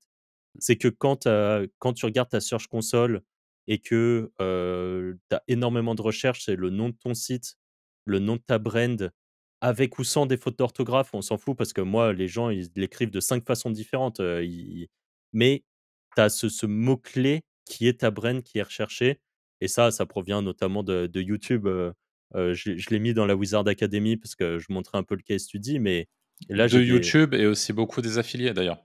Parce que ouais, ça marche moi je aussi, le ouais. vois, mais tu vois, par Les exemple, affiliés, sur ouais, de Lucide, ouf. les tops, les meilleurs détecteurs d'IA, les machins, les trucs, bah, généralement, on est bien positionné dans les tops et les gens vont rechercher, Lucide, Lucide AI, Lucide avec des fautes d'orthographe. Mais sur notre Ouais. search console, le gros de notre volume, c'est la brand et je Bah, pense Wise Wand que aussi d'ailleurs. Quand Wisebond on aussi, ouais, regarde, Wise Wand, c'est ça et bien sûr. pareil, on a été beaucoup poussé, par des affiliés donc Ouais. ouais, ça marche bien si vous pouvez le faire. Alors évidemment, si vous faites de l'affiliation, bah, en général, vous ne pouvez pas avoir, vous, d'affiliés. Mais si vous êtes un produit, un e-commerce ou qu'importe, ne sous-estimez pas la puissance de l'affiliation dans le sens où il y a beaucoup de gens, par exemple des e-commerçants, qui vont seulement voir l'affiliation comme, heu, quelqu'un m'apporte un lead. Mais en fait, ça va beaucoup plus loin que ça. C'est quelqu'un vous apporte un lead, Mmh. des liens, qui puissent même si parfois mais il y a de moins en moins de gens qui les mettent en nofollow, mais c'est quand même des liens, les liens d'affiliation. C'est quand même des placements dans des top pages, c'est quand même de la citation de votre marque. On va bien plus loin que juste, quelqu'un Mmh. m'apporte un client, en fait et de toute façon, moi je l'ai constaté dans une très, très grosse niche, qu'est le CBD. Ceux qui dominent le marché aujourd'hui, c'est ceux qui ont le plus écrasé tout le monde en affiliation. Et moi, juste pour répondre à Pierrick, je sais pas si vous avez prévu de faire le test ou si vous avez déjà fait le test, mais moi, il y a quand même un truc là en ce moment, j'ai l'impression qui est méga big et que j'ai pas encore eu l'occasion de trop tester. C'est remonter un expiré qui faisait du trafic il y a peu de temps, remonter tout le contenu de l'expi et phaser la home. Ça, Ah, c'est quand même. je vais vous dire bientôt ça. Ouais, tu testes. Mais Ouais, j'en pour. achète en balles, hein. Là, Ah j'en ouais. ai chopé 4 aujourd'hui, donc Ouais. Pour moi, c'est pour répondre voilà. typiquement à la question, c'est quoi le game changer SEO du moment. Alors après, on est sur À mon sens, on est plus sur un truc black hat court-termiste. Hein, Stratégie avancée aussi, là. Et stratégie avancée, bien sûr. Mais je pense que ça, c'est bien, bien énervé. Bah, de toute façon, quand tu regardes les SERP des plus Mm. grosses thématiques, c'est ce qui se passe en tout cas. C'est ce genre de truc. Je l'ai fait à petite échelle, moi, mais avec des sites qui étaient expirés depuis trop longtemps, je pense. Donc, Ouais. j'ai pas eu les résultats que je voulais. Même ce qui est ouf, hein, le case study de Pierrot sur Wiseband, Mm. il est toujours là et pourtant il est en 300. Hein. C'est ouf d'ailleurs que ça il tank encore. Ouais, c'est ouf. Donc, Petit clocking, je Et pense, pour le coup. ouais, c'est sûr, mais je veux dire, il n'y a pas d'interaction sur la page et tout, et il tank en dessous de la brain. Donc, Ouais. c'est- Ok. Question suivante. Elle est pour toi, Anto. Ouais. De Automate AI qui dit Anto, je suis sûr que tu as appris beaucoup de choses chez les Russes, vu ta C'est vrai. maîtrise de Zeno, entre autres. Comment faire pour traduire authentiquement leurs vidéos? Je tombe sur pas mal de choses intéressantes sur YouTube, mais la trad auto est éclatée. En fait, connaissant ta façon de faire, vas-y, j'ai envie de l'entendre parce que c'est assez drôle. Ça dépend, parfois je les télécharge et je les traduis, parfois je traduis le transcript, parfois je regarde que les images, donc en vrai ça dépend. Mais j'en regarde de moins en moins. En vrai, maintenant, je suis beaucoup sur Telegram parce que quand tu as Telegram Premium, tu peux traduire le feed direct. Et en fait, ça change tellement la vie que c'est tellement ouf maintenant. T'arrives, t'as tous les feeds, ils sont tous en français. Enfin, vraiment, maintenant, j'utilise quasiment que Telegram pour la veille et tout. Mais je me rappelle quand on en parlait, parce qu'une fois, je te disais pareil, je te disais, ouais, moi, les sites russes et tout, ça me saoule d'aller dessus, les traductions, elles sont bancales. Et tu m'as dit, ah ouais, moi, je fais avec ça va. Ouais, C'est- ouais, mais après, de toute Tu façon, comprends un tu, mot tu sur trois, comprends le les traductions. concept, quoi. Tu Voilà. comprends le concept, Toi, ouais. tu es avec ton Google Traductor en train de scanner le truc. Ok. Mais, ouais. Non, en tout cas, par contre, Telegram, vraiment bien pour ça maintenant. Ok. Traductor, translator. Je savais même pas qu'il y avait ça sur Telegram Premium. Ah ouais, c'est vraiment bien. Question suivante, du coup, c'est le monsieur Xav qui nous dit: Vous êtes-vous déjà fixé un capital maximum à partir duquel vous allez vous dire: OK, maintenant ça ne sert plus à rien de continuer de coffrer autant, je laisse travailler mon capital et je bosse le minimum par jour? Moi, à la base, ouais, je m'étais. Ouais, pareil. Quand on était à Malte, je pense qu'on avait cet objectif-là. Grosso modo, l'objectif, c'était retraite à 30 ans, me concernant. Donc, j'étais vraiment dans ce délire-là, jusqu'au jour où je me suis rendu compte qu'en fait, ce qui m'animait dans la vie, c'était aussi mon taf. Et en fait, j'ai arrêté d'être dans cette dynamique de je veux absolument moins travailler. Parce qu'en fait, moi, ce qui fait que je me lève le matin et que je suis content de me lever, c'est parce que je suis content de bosser sur les Wizards, sur les projets que j'ai au quotidien. Enfin, c'est vraiment ce qui fait mon bonheur au jour le jour. Donc, en fait, pourquoi chercher à réduire ça?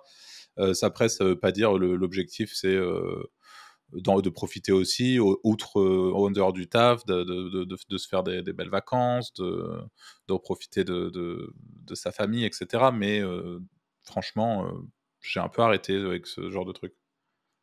Nanto. Pareil, objectivement, hein, franchement. Et moi, j'ai eu une grande discussion sur ça avec ma compagne. Parce qu'en gros, les objectifs que je m'étais fixés, en fait, moi, je m'étais fixé des objectifs et je les ai atteints tôt, globalement. Et après, du coup, bah, j'ai d'autres objectifs petit à petit. Et à un moment, la conclusion, c'était, bon, bah, je pourrais quasiment arrêter de bosser. C'est-à-dire que je pourrais regarder mon ordi 1 heure par jour et c'est suffisant. Et après, du coup, j'en parlais et elle me disait, OK, du coup, si tu fais ça, tu fais quoi? Donc je lui dis: «Bah, je sais pas, j'irai je vais aller jouer à WoW et tout et enfin, je sais pas, où je vais faire des trucs» et en fait, la conclusion, c'est qu'au bout d'un mois, tu pètes un câble.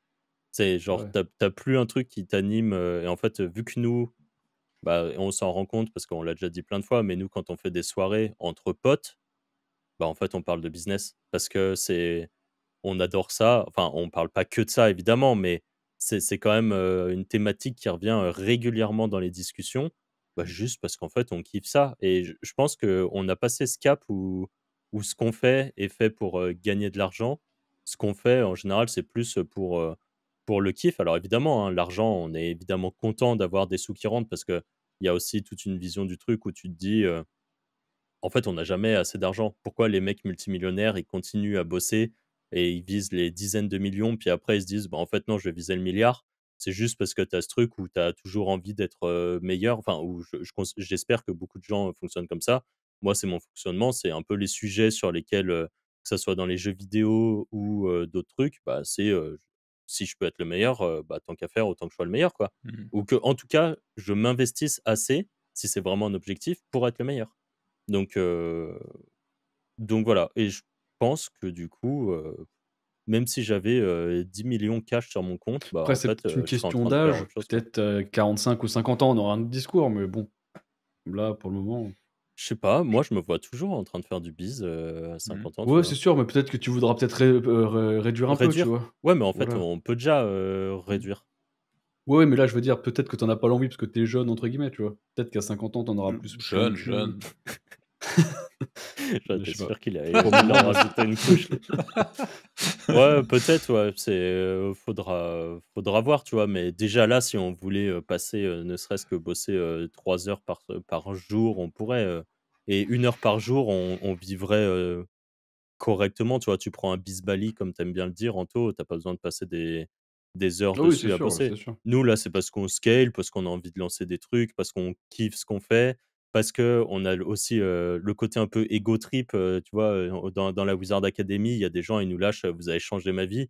Bon, bah, t'as aussi ce côté un peu égo de dire, ok, vu que moi, les gens, ils l'auront compris, mais tout ce qui est salariat et le fait d'avoir de la hiérarchie et tout, ça me fait péter un câble et j'ai un peu du mal à comprendre que des gens puissent se laisser enfermer là-dedans. Quand tu as quelqu'un qui dit: «Bah, moi, en gros, vous avez changé ma vie parce que maintenant, je vis, par mes propres moyens», en gros, bah, je suis content. J'ai l'impression d'avoir accompli quelque chose, quoi. Donc et Mmh. quand c'en est un, 2, 10, bah, tu commences à te dire: «Ouais, c'est cool, quoi». Ça fait plaisir. Carrément. Hem, on a Laurent de Mint Avocado qui nous dit: «Est-ce que vous avez des monnaies-sites multilangues et si oui, quelle solution vous avez adoptée?» Translate Press, WPML, Polylang, autres et hors, est-ce que vous avez des trucs autres, hors WordPress? Hem, Polylang, moi. OK, Translate Press de mon côté. Pareil, Translate Press de mon côté. Et pourquoi Polylang? Je sais pas. C'est Pol mon associé qui a mis Polylang et c'est pas moi qui Polylang gère. est un peu plus complet, Translate Press, c'est un peu plus automatisable, on va dire. OK. Il y a pas mal de variantes. Heu, je sais que moi, mon associé, c'est Translate Press, mais ça le gonfle un peu apparemment, donc peut-être qu'il regardera Il y a Polylang. celui de Automaticail, je sais jamais testé. Pas testé, Ouais, non de plus. de Fred, ouais. OK. Pas C'est testé. c'est automatique, oui, c'est ça, ouais. Mmh. Ouais, mais j'ai pas testé non plus. Donc à voir.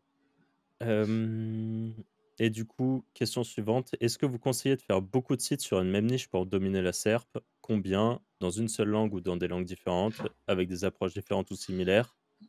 En fait, la stratégie complète pré-mâchée, quoi. Eh ben, allez-y, moi j'ai pas de enfin oui, j'ai une Bah, réponse, mais fais un maximum de sites, domine la voilà. SERP, ouais, et fais-toi des propres concurrents avec des thèmes différents et tout pour que les gens pensent que c'est des sites différents. Enfin, Mmh. moi, c'est ce que je fais. Ouais, Voilà. sans tomber dans le truc de pour moi, il faut que tu en aies un sur lequel, déjà que tu Ouais. commences et que tu mettes vraiment tes efforts, ton amour, tout ce qu'il faut faire pour bien faire, enfin tout ce qu'on recommande avec les Wizards. Donc vraiment cette vision 360 et pas uniquement axée sur le SEO. Et pour tes autres sites, pour le coup, hésite pas à être un peu plus bourrin, Mmh. mais mets tout Ouais, ça dans un bel emballage, quoi. sorte d'une PBN premium, quoi. En Ouais. fait, tous tes autres sites, ça te sert à un PBN amélioré. Mmh. Et Ouais, l'avantage, c'est que tu connaîtras OK, OK. tes mots-clés, puisque tu Mmh. es déjà présent, donc tu vas pouvoir, aller plus vite sur les autres, quoi. Bah là, moi, c'est exactement la stratégie, actuelle, hein. Il y a un gros monosite qui est le site mère qui sert de et c'est le vaisseau mère, quoi. Il est là, on sait ce qui fonctionne, on regarde ce qui fonctionne bien, on prend les mots-clés et tout et derrière full scaling sur du PBN, joli. Voilà. Il y a et avec la même stratégie, mais avec des thèmes qui varient, un petit peu, pour pas que ça se ressemble trop, trop, trop. Après, tu prends par exemple, je vais le citer lui dans le domaine adulte, The Porn Dude, qui est sans doute le plus gros site, adulte. Eux, ils se cassent pas la tête, hein. Tous les sites sont les mêmes, avec la même mascotte, avec le même truc et juste ils scalent ça sur des noms de domaine, à l'infini et ça marche très bien aussi. Donc en fait, tout marche, te casse pas trop la tête, fais. Mmh. C'est le résumé, c'est ça et du coup, combien de sites? Bah, le plus possible, si tu peux. dans une seule langue ou des langues différentes, bah, si ton but c'est de dominer les SERP, mondialement, domine les SERP mondialement. Tout est une question de combien de temps et d'argent tu es prêt à investir Et de niche aussi, parce et de niche, que, enfin, bien si sûr. tu si tu sur les toupies Beyblade, concrètement, fais un site, quoi. Enfin, tu vois? C'est aussi Bah, c'est en le fonction du plafond de verre de ta niche. ouais, ouais, c'est ça. Donc et ça, c'est variable de toutes les niches. Tu prends les niches adultes, le plafond de verre, il est, peut-être, plusieurs millions par mois. Tu es sur, je sais pas moi, la santé de la peau, ton plafond de verre en France, il est peut-être à 100 000 balles par mois et tu es sur, des plus petits sujets, c'est peut-être, 10 000. Mmh. Quand sur des sujets très pointus, c'est peut-être que tu pourras pas faire plus et voilà et il nous dit, «Merci pour le contenu gratuit, déjà énorme». Alors, question, suivante. Mika qui nous dit: «Serait-il possible de faire des vidéos axées aussi thématique dating pour changer un peu de la vente de liens et de la formation?»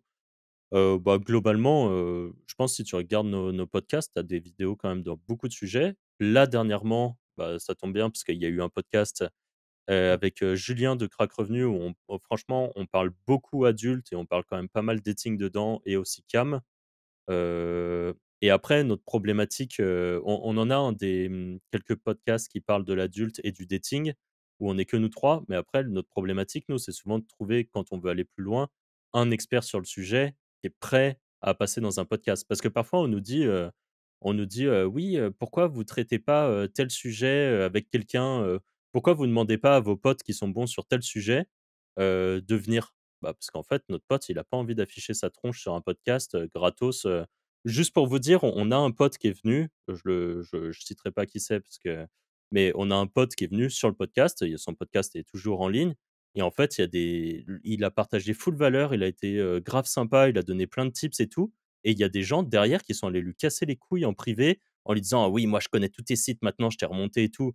Mais vous êtes des connards, en fait. C'est genre, c'est pourquoi faire ça? C'est vous êtes content d'avoir quelqu'un qui vient donner des tips et en fait, bah, du coup, il y a des gens à qui on propose et qui nous disent juste, bah, non merci, quoi et voilà et c'est la problématique, c'est toujours dans le tas. Évidemment, ça ferait plaisir à 99 de l'audience, mais il y a toujours 1 de tocards qui vont se dire, «Bah, en fait, moi, mon but, c'est d'emmerder les gens» et qui le font, malheureusement très bien donc voilà. Mais donc pour répondre à ta question, thématique dating, je pense si tu fouilles un peu sur la chaîne, on en a quand même, je Bon, il y en a dirais pas mal quand même. 3-4 peut-être? Mmh. Dont la dernière avec, Julien de Crac Revenu qui est vraiment, très, très stylé, comme podcast. Donc je t'invite à aller le voir si c'est pas déjà le cas. Question suivante de Momo qui nous dit: «Salut les gars, j'aime bien faire remonter les expis, mais je me fais chier comme pas possible quand il s'agit ensuite de vendre du lien». Ah ça c'est clair. Il n'y a absolument aucun challenge et moi ce qui me plaît, c'est le côté réussir à trouver une pépite et réussir à lui redonner de bonnes stats. Pensez-vous qu'il y a un business pour les gars comme moi, du genre acheter un XP, le remonter et le revendre au moment où il est prêt à vendre du lien? Si oui, comment estimez-vous ce genre de site, sachant qu'il ne serait pas encore monétisé, mais juste clé en main pour l'être? Et comment le revendre, les plateformes, etc. Merci pour le contenu. C'est Bonne question. Moi, compliqué.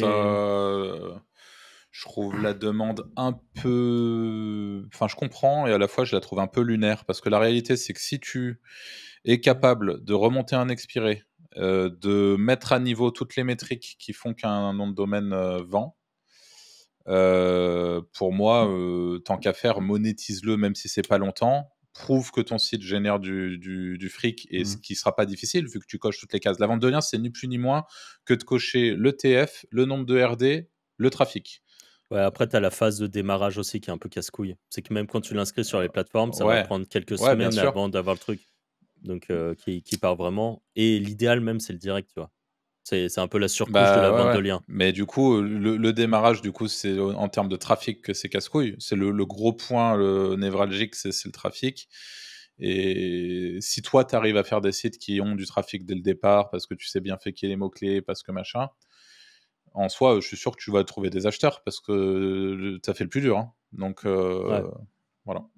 Ouais, par contre, plateforme et tout, je sais pas trop où tu pourrais vendre. Je pense que là, c'est beaucoup du direct, contacter les gens parce que, ce genre de en fait, malheureusement, les gens qui rachètent des sites, en général, ils rachètent un chiffre d'affaires déjà Mmh. présent. et ils rachètent rarement un potentiel. Parce que le potentiel, on peut, entre guillemets, tous lancer des sites à potentiel. Donc mais après ça veut pas dire qu'il y a pas un marché, hein, honnêtement, ça se tente. Franchement, tente, tu vois? Tu montes, si tu sais faire et que ça peut bien partir et tout, tente d'en remonter, 4-5 et essaye déjà de voir, potentiellement si tu trouves des acheteurs via Twitter, via, ce genre d'endroit, même en cold, hein. C'est tu contactes des vendeurs de liens et tu leur dis: «Bah, voilà, je sais que tu fais de la vente de liens, est-ce que ça t'intéresserait de racheter ça?» Heu et ça se tente et peut-être qu'il y a un marché et pour moi, tu as pas une mauvaise idée, hein. Je pense qu'il y a un truc, mais est-ce que c'est quelque chose qui pourrait vraiment rapporter? J'en ai aucune idée. Mmh. Hem, alors, question de Blind Max. Au rythme où vont les récentes évolutions de l'IA, LLM ou génération de vidéos ou d'images, il est difficile de se fixer sur un outil. Le risque est l'épuisement ou de rester bloqué dans les feux de la Jeep.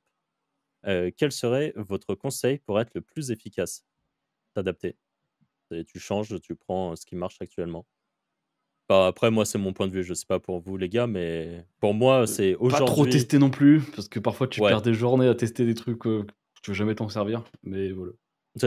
aujourd'hui, tu vois que, les images IA par, ChatGPT fonctionnent bien, bah, vas-y, go, tu vois? Et si dans 6 mois, c'est avec un nouveau truc, on sait même pas ce que c'est, bah, tu t'adapteras à ce moment-là, mais en fait, c'est pour moi, il faut pas trop réfléchir à ce genre de choses, quand tu as compris la logique, quand tu as appris à utiliser un outil d'IA, la plupart du temps, tu as quand même la logique pour les autres. Tu auras un peu des points à t'améliorer sur certains trucs, mais ça sert à rien de se fixer sur un outil, c'est que tout va tellement vite que aujourd'hui tu es sur un chat GPT, demain ça sera, je sais pas moi, Gemini, après-demain ça sera Claude, heu, tu quoi.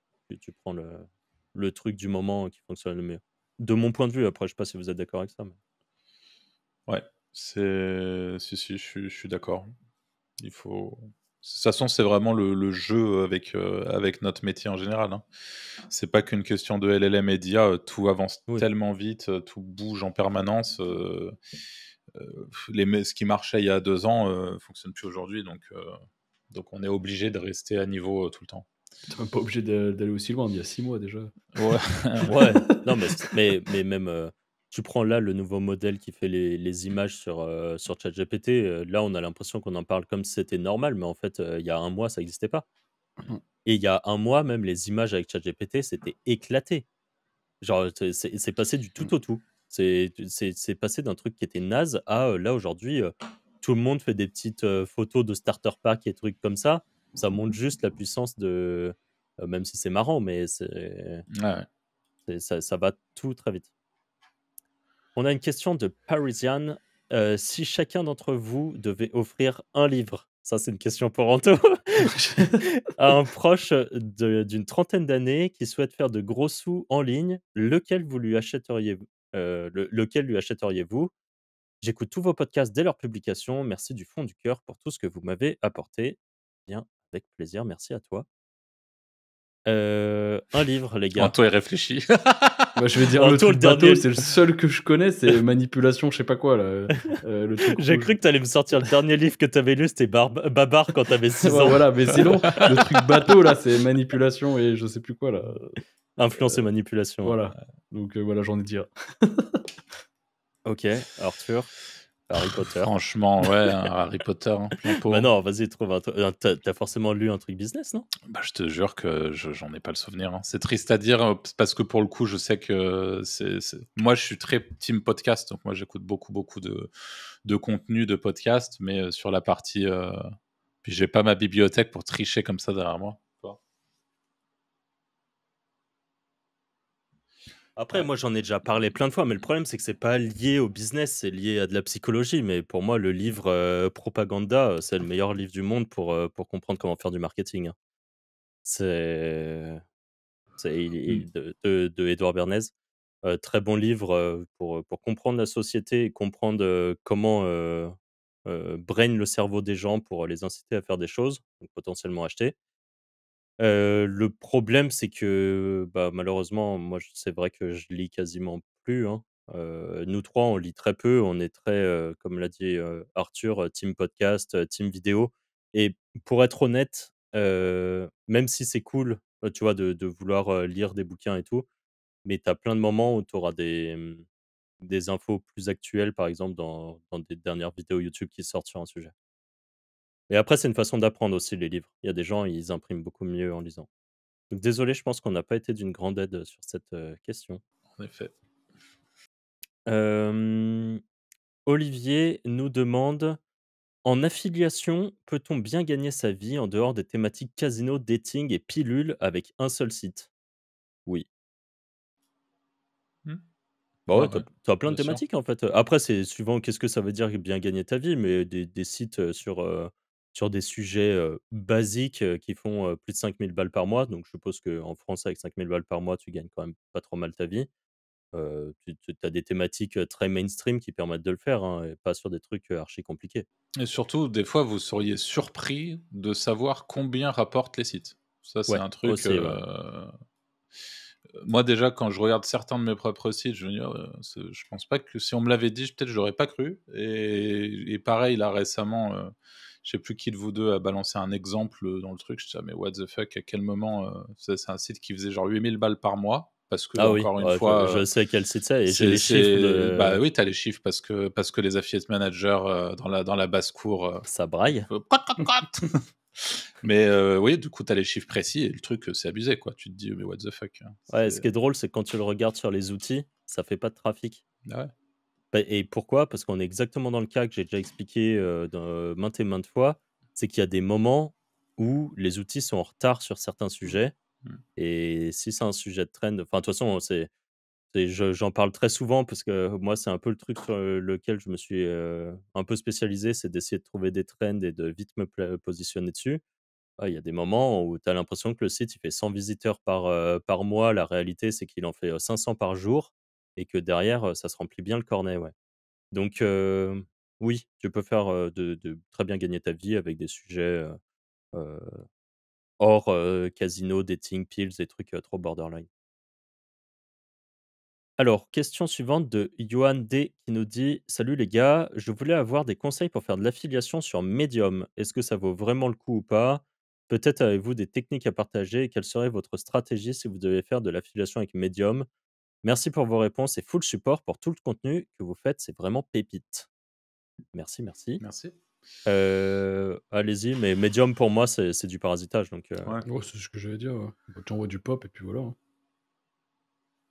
c'est la réponse rapide, j'avoue que c'est ça, hein. Mais c'est le problème, c'est que tu vas rester trop limité, à Ouais. vouloir Ouais. ça marche sur des petites niches, des niches montantes, mais trop rapidement, quand tu auras de la concurrence un peu puissante qui va arriver, ils vont t'écraser. Donc ça marche, mais c'est vraiment dommage. C'est vraiment comme si tu disais, je sais pas moi, je veux aller faire, le Tour de France, mais par contre, j'ai qu'un tricycle.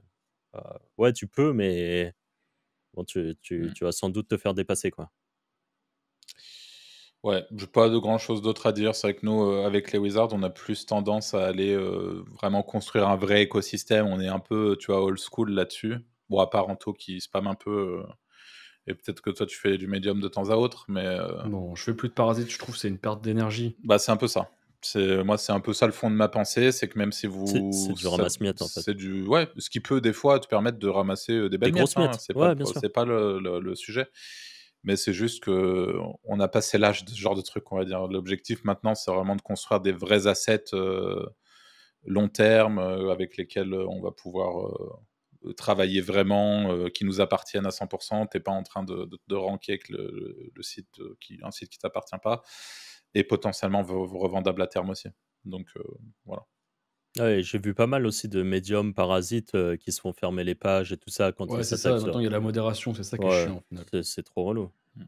Et parce que là, tu parles de médium, mais par exemple, c'est comme, Pulse, sur, LinkedIn et tout ça. En fait, tout ça, c'est des trucs qui sont intéressants, mais c'est cool peut-être même pour, tester des niches assez rapidement Ouais, voilà, c'est et ça. voir si ça vaut le coup de t'investir plus longtemps dessus. Mais c'est vraiment des cas spécifiques. Si ton but, c'est vraiment de te dire: «Je veux faire toute ma vie de l'affiliation sur Medium», je conseillerais plutôt d'apprendre des stratégies, plus comme, comme celles que nous on évoque ou YouTube, par exemple. Tu vois? Si vraiment ton but, c'est pas forcément de faire sur un site à toi, YouTube peut être une très bonne solution, une très bonne alternative. Question de Ben: est-ce qu'il y a une niche ou un projet que vous regrettez de ne pas avoir attaqué? Moi, oui. Moi, oui, et c'est pas qu'on l'a pas attaqué, c'est que je pense que je l'ai clairement sous-estimé au moment où on l'a attaqué. C'est toujours un truc qui m'a vraiment, pas plu du tout, mais je sais pas si je peux le dire, C'est quoi? C'est le gambling? ouais. En Quand on gros, était à Malte, ouais? je considère qu'on a vraiment, enfin moi je me suis pas du tout on a embauché des gens qui rédigeaient et moi ça m'a jamais intéressé cette thématique. Je suis absolument pas branché, casino de manière générale, jeux d'argent, vraiment je suis le dernier des clients pour ce genre de truc et du coup, je savais que c'était un marché, je savais que c'était, intéressant d'aller essayer de taper ce marché parce que c'était déjà très concurrentiel et tout. Mais, je l'ai jamais vraiment pris au sérieux, j'ai jamais, vraiment investi de jus de cerveau autant que j'aurais dû et je pense qu'aujourd'hui, ne serait-ce que pour le challenge et quand je vois et encore une fois, nous, je vous parle d'un moment où, Ça a bien légalement, changé on aussi, était hein. on était dans les clous, on était sur Malte, on faisait, les choses bien, on ciblait rien d'illégal et cetera. Mais, enfin voilà, je pense qu'avec si on soit quelques années de plus. Enfin, je pense concrètement que si on était toujours là-bas aujourd'hui, on aurait bien rempli nos poches, quoi. Pour le dire comme ça. Ouais, et en fait, ce qui est ouf, c'est qu'en faisant des choses assez bancales, au final, on Ouais, avait déjà bien encaissé, sur la niche, sur différents marchés et c'est assez ouf et quand je dis c'était différent, c'est que je pense qu'il y avait pas le même attrait ouais. aujourd'hui vu qu'il y a pas mal Ça de a s été démocratisé par les voilà streamers, par, et par TikTok ouais. et tout ça. Je pense que le marché est énorme maintenant, par rapport à avant. Ouais. Ouais, après quand on était dessus, il était déjà énorme mais pas au point auquel il est aujourd'hui, je pense. Mmh. Ouais. Donc il y a ça. Moi, il y a après c'est sur des marchés border et en faisant avec des affiliations border, mais je pense qu'à une époque, dans la même veine, il y aurait tout ce qui est affiliation de trucs trading un peu border et tout. Je pense que j'aurais bien kiffé, mais niveau éthique, attention, hein, c'est puant, hein. Mais Ouais. pour avoir vu deux trois personnes encaisser sur des niches comme ça donne envie. Mmh. Bon, Anto? toi, J'ai pas tant de regrets parce que en soi, je les ai toujours lancés. C'est plus une question je suis jamais allé au bout du truc. C'est plus des regrets en soi de pas avoir poussé les bises, à chaque fois au bout. Je suis un peu le spécialiste pour ça. c'est vrai que toi, tu démarres beaucoup de trucs, qui font des sous et Mmh. après ça te saoule, en fait. Toi, tu Ouais, as du mal à te tenir un c'est ça. mais c'est parce que tu aimes bien lancer tout le temps des nouveaux trucs, tu aimes bien faire de la R&D et tout et Ouais, c'est heureusement que ça, tu je arrives pense. à bien monétiser ta R&D, mais c'est vrai que Mmh. toi, enfin, il y a des niches, je le sais, hein, si tu Tu avais pris la Ouais. niche et que tu l'avais bombardée, enfin, Tu devrais vendre du consulting très spécifique sur certaines niches, mais le vendre hors de prix, tu vois? Mais en fait, tu as tellement avancé sur des stratégies de psychopathe, que tu ouais, les as pas contacts. mis en action, et les contacts et les trucs, c'est Mmh. enfin bon. Question suivante de Quentin. Quand on parle intention de recherche, j'ai l'impression que la manière dont c'est arrivé au début des moteurs de recherche, c'est un phénomène de prophétie autoréalisatrice. Les premiers qui se sont positionnés ont façonné l'intention de recherche et pour s'y positionner, il faut juste faire ce qui a déjà été fait. De cette réflexion découle ma question, est-ce que selon vous, c'est possible de détruire une intention de recherche existante et la refondre? Si oui, est-ce que c'est possible sur des grosses requêtes? Oh, je pense pas, hein.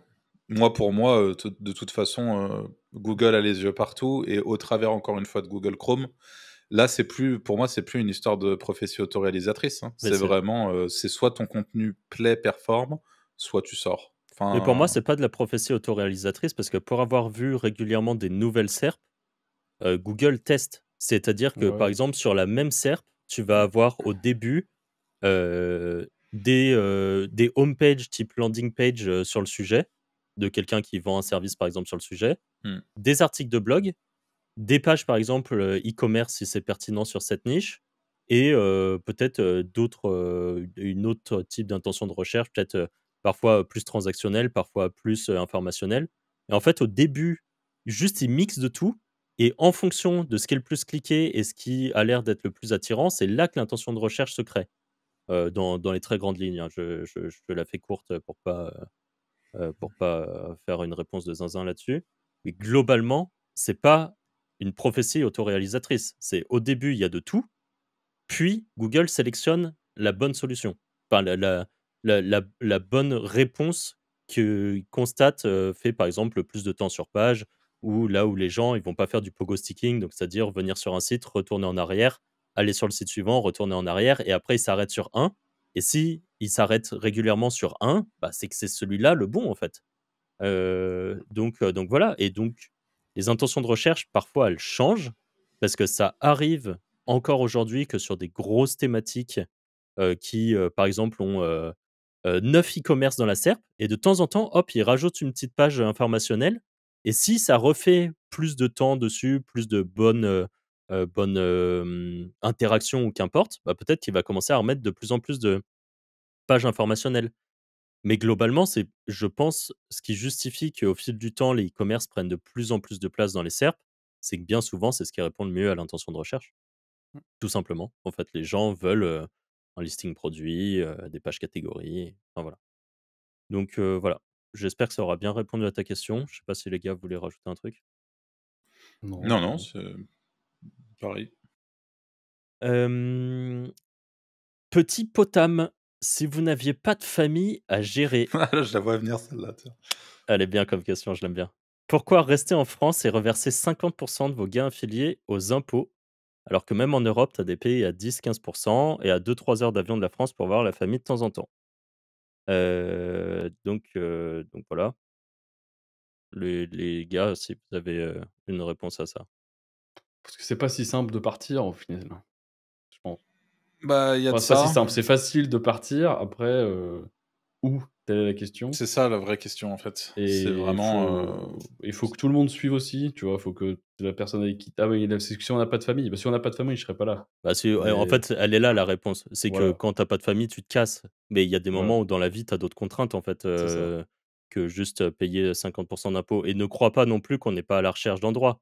C'est tu vois, on voyage, on regarde ce qui se fait dans d'autres pays et tout. C'est juste qu'à un moment, il faut aussi trouver chaussure à ton pied et que, Que ça convienne à l'herbe tout le est monde. ça convienne à tout le monde, que ça convienne à tes proches. Alors Voilà. encore une fois, si on n'avait pas de famille à gérer, bah, on serait pas là. Je pense, Mmh. tous les 3, je pense qu'on serait pas là. Ouais, ouais. Que ça soit pour, Je serais parti l'interaction avec bien avant déjà. ouais, voilà, ouais, c'est ça. Ça soit avec, des endroits où tu peux aller, tu as des meilleurs enfin, tu as des capacités d'interaction avec des entrepreneurs plus haut niveau, Mmh. la possibilité de rencontrer, un très bon réseau et tout ça, moi, je pense que même si j'avais pas de famille et tout, je pense que j'aurais même pas vraiment de pays dans lequel je reste, très long terme. Je pense que je ferais, Ouais, c'est vrai. par exemple, 1 an à Bali, 1 an en Thaïlande, 1 an dans des pays d'Europe de l'Est, parce que j'aime bien les pays d'Europe de l'Est en général, peut-être même Amérique du Sud, des trucs comme ça et qu'au bout d'un moment, je me dirais: «OK, j'ai fait, 10 pays différents, celui que j'aime bien, c'est, celui-là» et hop, là, je m'y installe. Mais en fait, on n'est pas dans le même, enfin voilà, on a tous des contraintes de vie qui font que, bah, tu peux pas toujours prendre ce genre de choix, heu, ou c'est des choix qui doivent être, très réfléchis et très, très, très réfléchis. Donc c'est pas tu pars du jour au lendemain avec ta valise, enfin c'est des trucs tout cons parce que moi j'y réfléchis et je me dis: «OK, genre toute ma vie que j'ai chez moi et tout, je fais quoi? Je le fous dans un conteneur, je le reçois dans le pays Ah dans oui, il y a lequel ça je aussi. suis dans 3 mois, et Qu'est-ce que encore dans tu le fais de meilleur des l'immobilier? Bon, mondes». toi, je sais que tu t'en bats les couilles, mais voilà. Enfin, tu la vends, mais qu'est-ce que tu fais de l'immobilier? Enfin, il y a plein de trucs à Ouais, faire. c'est Après, qu'est-ce ça. que tu fais de l'argent, machin? Ouais, bah, l'argent, c'est pas trop une problématique, je sais ce que j'en ferai, mais c'est plus, c'est tout des contraintes, en fait. C'est à partir du moment où tu as vendu ton appart, où est-ce que tu vis Mmh. entre-temps? Qu'est-ce que tu fais de toutes tes affaires? Enfin, voilà, c'est pour ça que c'est des choix qui doivent se réfléchir et c'est pas des choix qu'on fait en 2 semaines, quoi.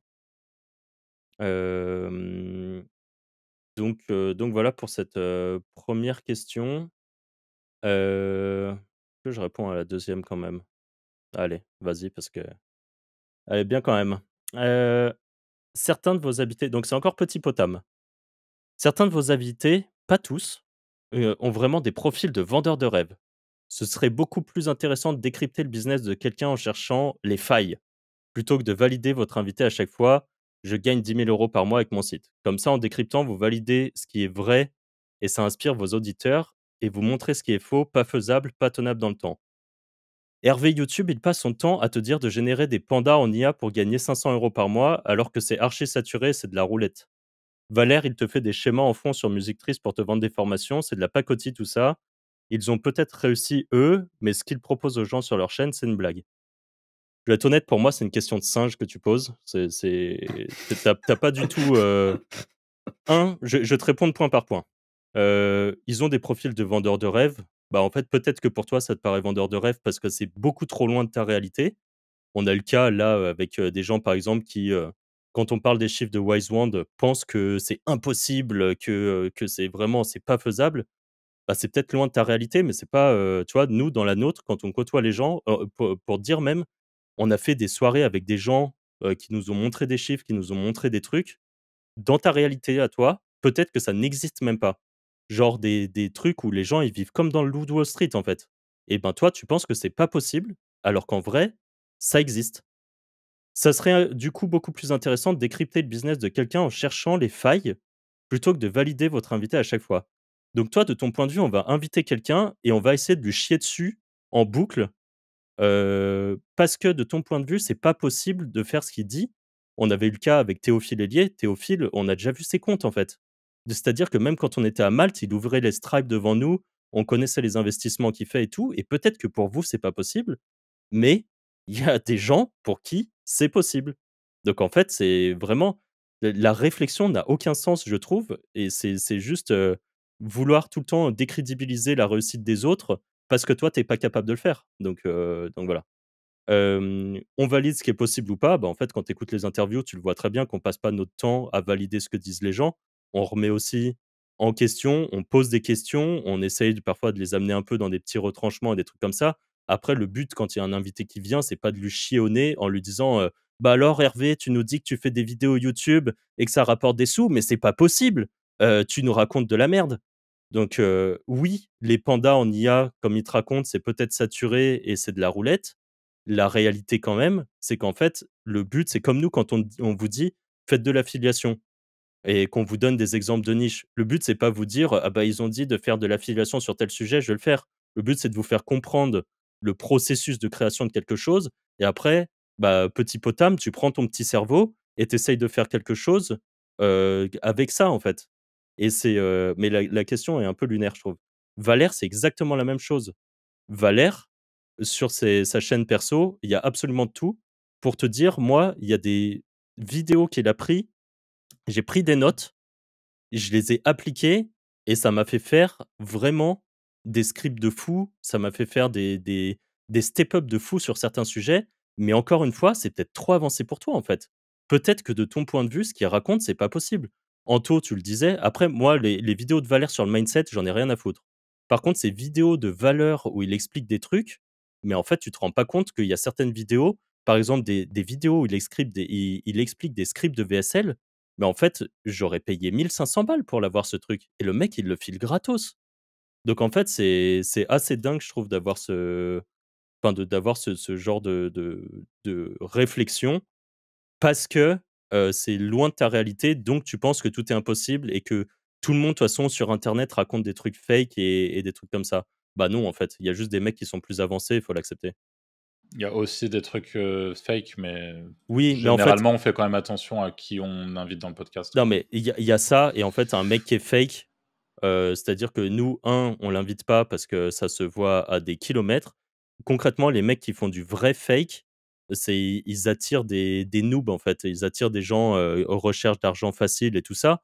Tu prends Hervé, tu prends Valère, vu que c'est eux que tu as cités, tu aucun monde où ils te disent: «Mon gars, ça va être facile, lance ça et tu vas gagner des sous». Tu C'est sûr. Valère, il est Il H24. en est acheté son iPhone 4 pour pas faire TikTok et tout. Enfin, les mecs, c'est quand même, Non, mais ouais, c'est enfin, c'est ça. pas simple, quoi. Ils vivent dans dans un métaverse, Ouais. ils sont trop avancés, en fait, donc c'est peut-être pour ça que tu as du mal à comprendre que ça soit possible et c'est triste, mais nous, on se prend ce genre de réflexion aussi en disant que, les chiffres qu'on explique et pourtant nous, on donne pas des chiffres, on parle pas de dizaines de millions et de trucs comme ça, on parle de chiffres qui sont quand même atteignables et déjà là, il y a des gens qui disent que c'est pas possible, donc à partir de là, on va pas aller beaucoup plus loin, quoi. Moi, j'aurais le temps de prendre une question. Je pourrais pas prendre plus là, les gars, pour info. OK. Donc, Et c'est dommage qu'il en ben reste peu, mais Ou alors on bombarde vraiment les quelques dernières, Eh ben, histoire de boucler. vas-y, on les bombarde pour boucler? Ouais. Ouais. OK. Question de Bézade. J'ai une question. Je fais du dropshipping SEO et j'ai actuellement 30 sites de dropshipping. En fait, je copie des sites, je les traduis dans d'autres langues. Je lance un site avec 500 à 1000 pages de produits traduites, mais la plupart de mes sites meurent au bout d'une semaine après l'indexation. Je voudrais savoir si le fait de lancer un site avec beaucoup de pages est la raison pour laquelle il disparaît si vite. Réponse rapide de mon point de vue, oui. Vous Ouais, validez? ouais, ouais, ouais, ouais, ouais. OK. Deuxième question. Je lance des sites de dropshipping, mais après le lancement, je ne fais plus rien dessus. J'ai seulement fait 3 ventes sur un site et cela fait 6 mois que je fonctionne ainsi. Que me conseillez-vous? Dois-je continuer à lancer de nouveaux sites et me concentrer sur ceux que j'ai déjà? J'ai peu de temps et d'argent à investir dans un site pour qu'il meure rapidement. Écoute, essaye de faire les choses bien en fait. Au lieu de faire de la masse comme ça, choisis une thématique et fais les choses bien. Ça serait mon meilleur conseil, je pense. Franchement, ouais, c'est c'est ça. Là, le problème, c'est que encore une fois, tu prends le chemin de la simplicité et alors Anto, sur toute la partie un peu plus technique, pourquoi est-ce que ces sites se désindexent, Moi, j'allais dire, machin, ouais, j'allais dire en soi, sa technique, elle est pas mauvaise, elle marche, mais ouais. en fait, il va passer tellement de temps à R&D qu'il se ferait peut-être plus d'efforts à faire un truc propre dès le début. Mais voilà. Et Non, encore une fois, tu vois, on va sans ressortir le site parce qu'on en a parlé sur le live, mais sur le dernier live qu'on a fait là, il y a peu de temps, oui, bah, par en exemple, c'est public, ouf. tu as parlé d'un site de e-com, c'est sans doute du Ouais, dropshipping d'ailleurs. c'est du Tu as drop, ouais. donné les chiffres, le truc fait 5 000 balles par mois, tu te dis: «Mais what the fuck, c'est lunaire, la Ouais. thématique est lunaire». Enfin, c'est en fait juste en faisant les choses bien sur une bonne Mmh. idée, tu peux, clairement bien t'en sortir. Donc plutôt que d'essayer de faire du volume, essaie de trouver l'idée qui te parle le plus et essaie d'appuyer dessus en faisant les choses bien. Question suivante de Blême qui nous dit: «Avez-vous des astuces pour faire valider facilement les GMB ou des plateformes d'achat de comptes Google historiques? Idem pour demande d'avis locaux. Est-ce que vous avez des tips? Merci encore pour vos vidéos ultra quali et full value. Vous êtes de loin le podcast que je suis le plus assidûment». Bien écoute, merci à toi. Est-ce que GMB, je pense Anto, c'est toi le Non, j'ai pas, j'en fais pas en vrai des GMB, je peux pas te dire. OK, Et achat de compte Google avec historique, j'ai cherché longtemps. La problématique, c'est que des comptes de bots. T'as plus, à l'époque, tu pouvais acheter des vrais comptes et tout, mais maintenant, c'est compliqué. Ça existe plus. Avec le 2FA, en fait, tu peux plus avoir des comptes vraiment quali. OK. Donc, voilà. Et moi, je Hem, malheureusement rien à t'apporter là-dessus, mon pauvre Blême. J'avoue qu'on n'aura pas été d'une grande aide. Ouais. Aurel, peut-on vivre, entre guillemets, un équivalent d'un SMIC ou complément de salaire grâce aux parasites SEO avec des plus gros sites comme LinkedIn, Reddit, Medium avec de l'affiliation? La réponse est oui, mais ça va Oui, demander beaucoup de travail, je pense. ouais, c'est ça. Enfin, beaucoup de volume, pas Mmh. Beaucoup de de volume. voilà. Mmh. Et une très, très grosse connaissance de l'affiliation. Parce qu'il faut Ouais, connaître les bons produits, les bons mots-clés et tout, hein. c'est ça. C'est Mmh. surtout ça la problématique. En sachant Hem, que tu as aussi ce truc où étant donné que tu fais du parasite, bah, c'est forcément, enfin, si vraiment tu comptes que là-dessus pour vivre, c'est un peu bancal peut-être. Enfin, enfin voilà, faut faire attention je pense, même si c'est possible. Faut partir du principe que c'est assez court-termiste dans l'idée, quoi. ouais. Dernière question de Fabien. Quel outil utilisez-vous pour gérer vos liens d'affiliation sur vos sites? Heu, moi, juste le plugin de redirection, 99 du temps s'ils sont pas cloqués, avec un shortener. Moi, Ketaro. Ah Ketaro. ouais, alors, OK. Si alors là, j'ai Binôme en test. Voilà. Mais Ah, oui. c'est beau ça! Ah c'est oh, c'est pas Ça te moi qui change la le vie ou gère. pas? Oh, c'est lunaire. En vrai, vas-y, je le place quand même, mais ça nous a permis de gagner, Ah non, mais genre c'est obligatoire. c'est Moi, je comprends genre, pas, hein. peut-être Franchement, 20 ou 30 en plus de gains par jour. ah non, mais c'est sûr. C'est C'est en fait, énorme, hein, tout le trafic franchement. de merde qui était envoyé au mauvais endroit, des trucs comme Ouais, ça, ouais, tout est franchement, bien traqué. Tu as un Android, tu te prends l'offre Android. Tu as mmh. un iPhone, tu te prends l'offre iPhone. Tout est optimisé, c'est lunaire. En fait, et bah, tiens, la question, qu'on a eue tout à l'heure, c'est: «Est-ce que vous avez, regretté de pas faire un truc, dans une niche?» Bah, moi, en fait, là, je regrette de pas avoir appris à faire ça plus tôt. Ouais. C'est ouah, Il Non, regrette de pas avoir vu la conférence d'Anto au Wizards Event plus tôt, quoi. C'est non, franchement, ouais, mais non, mais même la c'est vidéo de Ketaro sur la chaîne Les ouais, Wizards, ouais. Je en comprends que fait, c'est compliqué à s'y mettre, mais en vrai, ça bah, change moi, tellement, elle est bien, hein, franchement. mais moi j'ai vomi, hein. Enfin, je comprenais rien, j'étais là: «Ouais, c'est bon, c'est pas pour moi ces conneries». bah, moi, c'est l'avantage, c'est que c'est pas moi qui le gère. Ouais, bah, ouais. Mais là, quand je vois les résultats, je me dis: «Franchement, si tu me disais qu'il y avait ça en résultat, j'aurais pris le temps d'essayer de comprendre». C'est Ouais. vraiment, Là, c'est tu vois, là, je relance parce que je me suis c'est fait ouf. pena et j'ai reconfiguré un Ketaro exprès, tu vois? Je refais tout propre. Parce que je sais que sur le long terme, en fait, les 40 balles par mois, ça va tellement les ROI que voilà. Oh ben, enfin, nous, on les a ROI en une demi-journée. Enfin, c'est Ouais. vraiment, c'est lunaire. J'ai jamais vu un truc comme ça. Enfin, c'est vraiment trop bien, en fait, Mmh. de traquer en affiliation, comme ça. En fait, je me rends compte, mais j'ai perdu tellement d'argent. Mais bon, c'est le Ouais, jeu, hein, je pense en vrai. c'est le jeu. Voilà pour, c'était nos dernières questions. Eh ben, magnifique. Merci à tous d'avoir regardé jusqu'ici. N'oubliez pas le petit like, le petit abonnement, le petit commentaire. N'hésitez pas, à mettre les petites étoiles sur les plateformes d'écoute. Puis nous, on se dit à jeudi prochain midi pour, le prochain épisode. Salut! Ciao. Salut.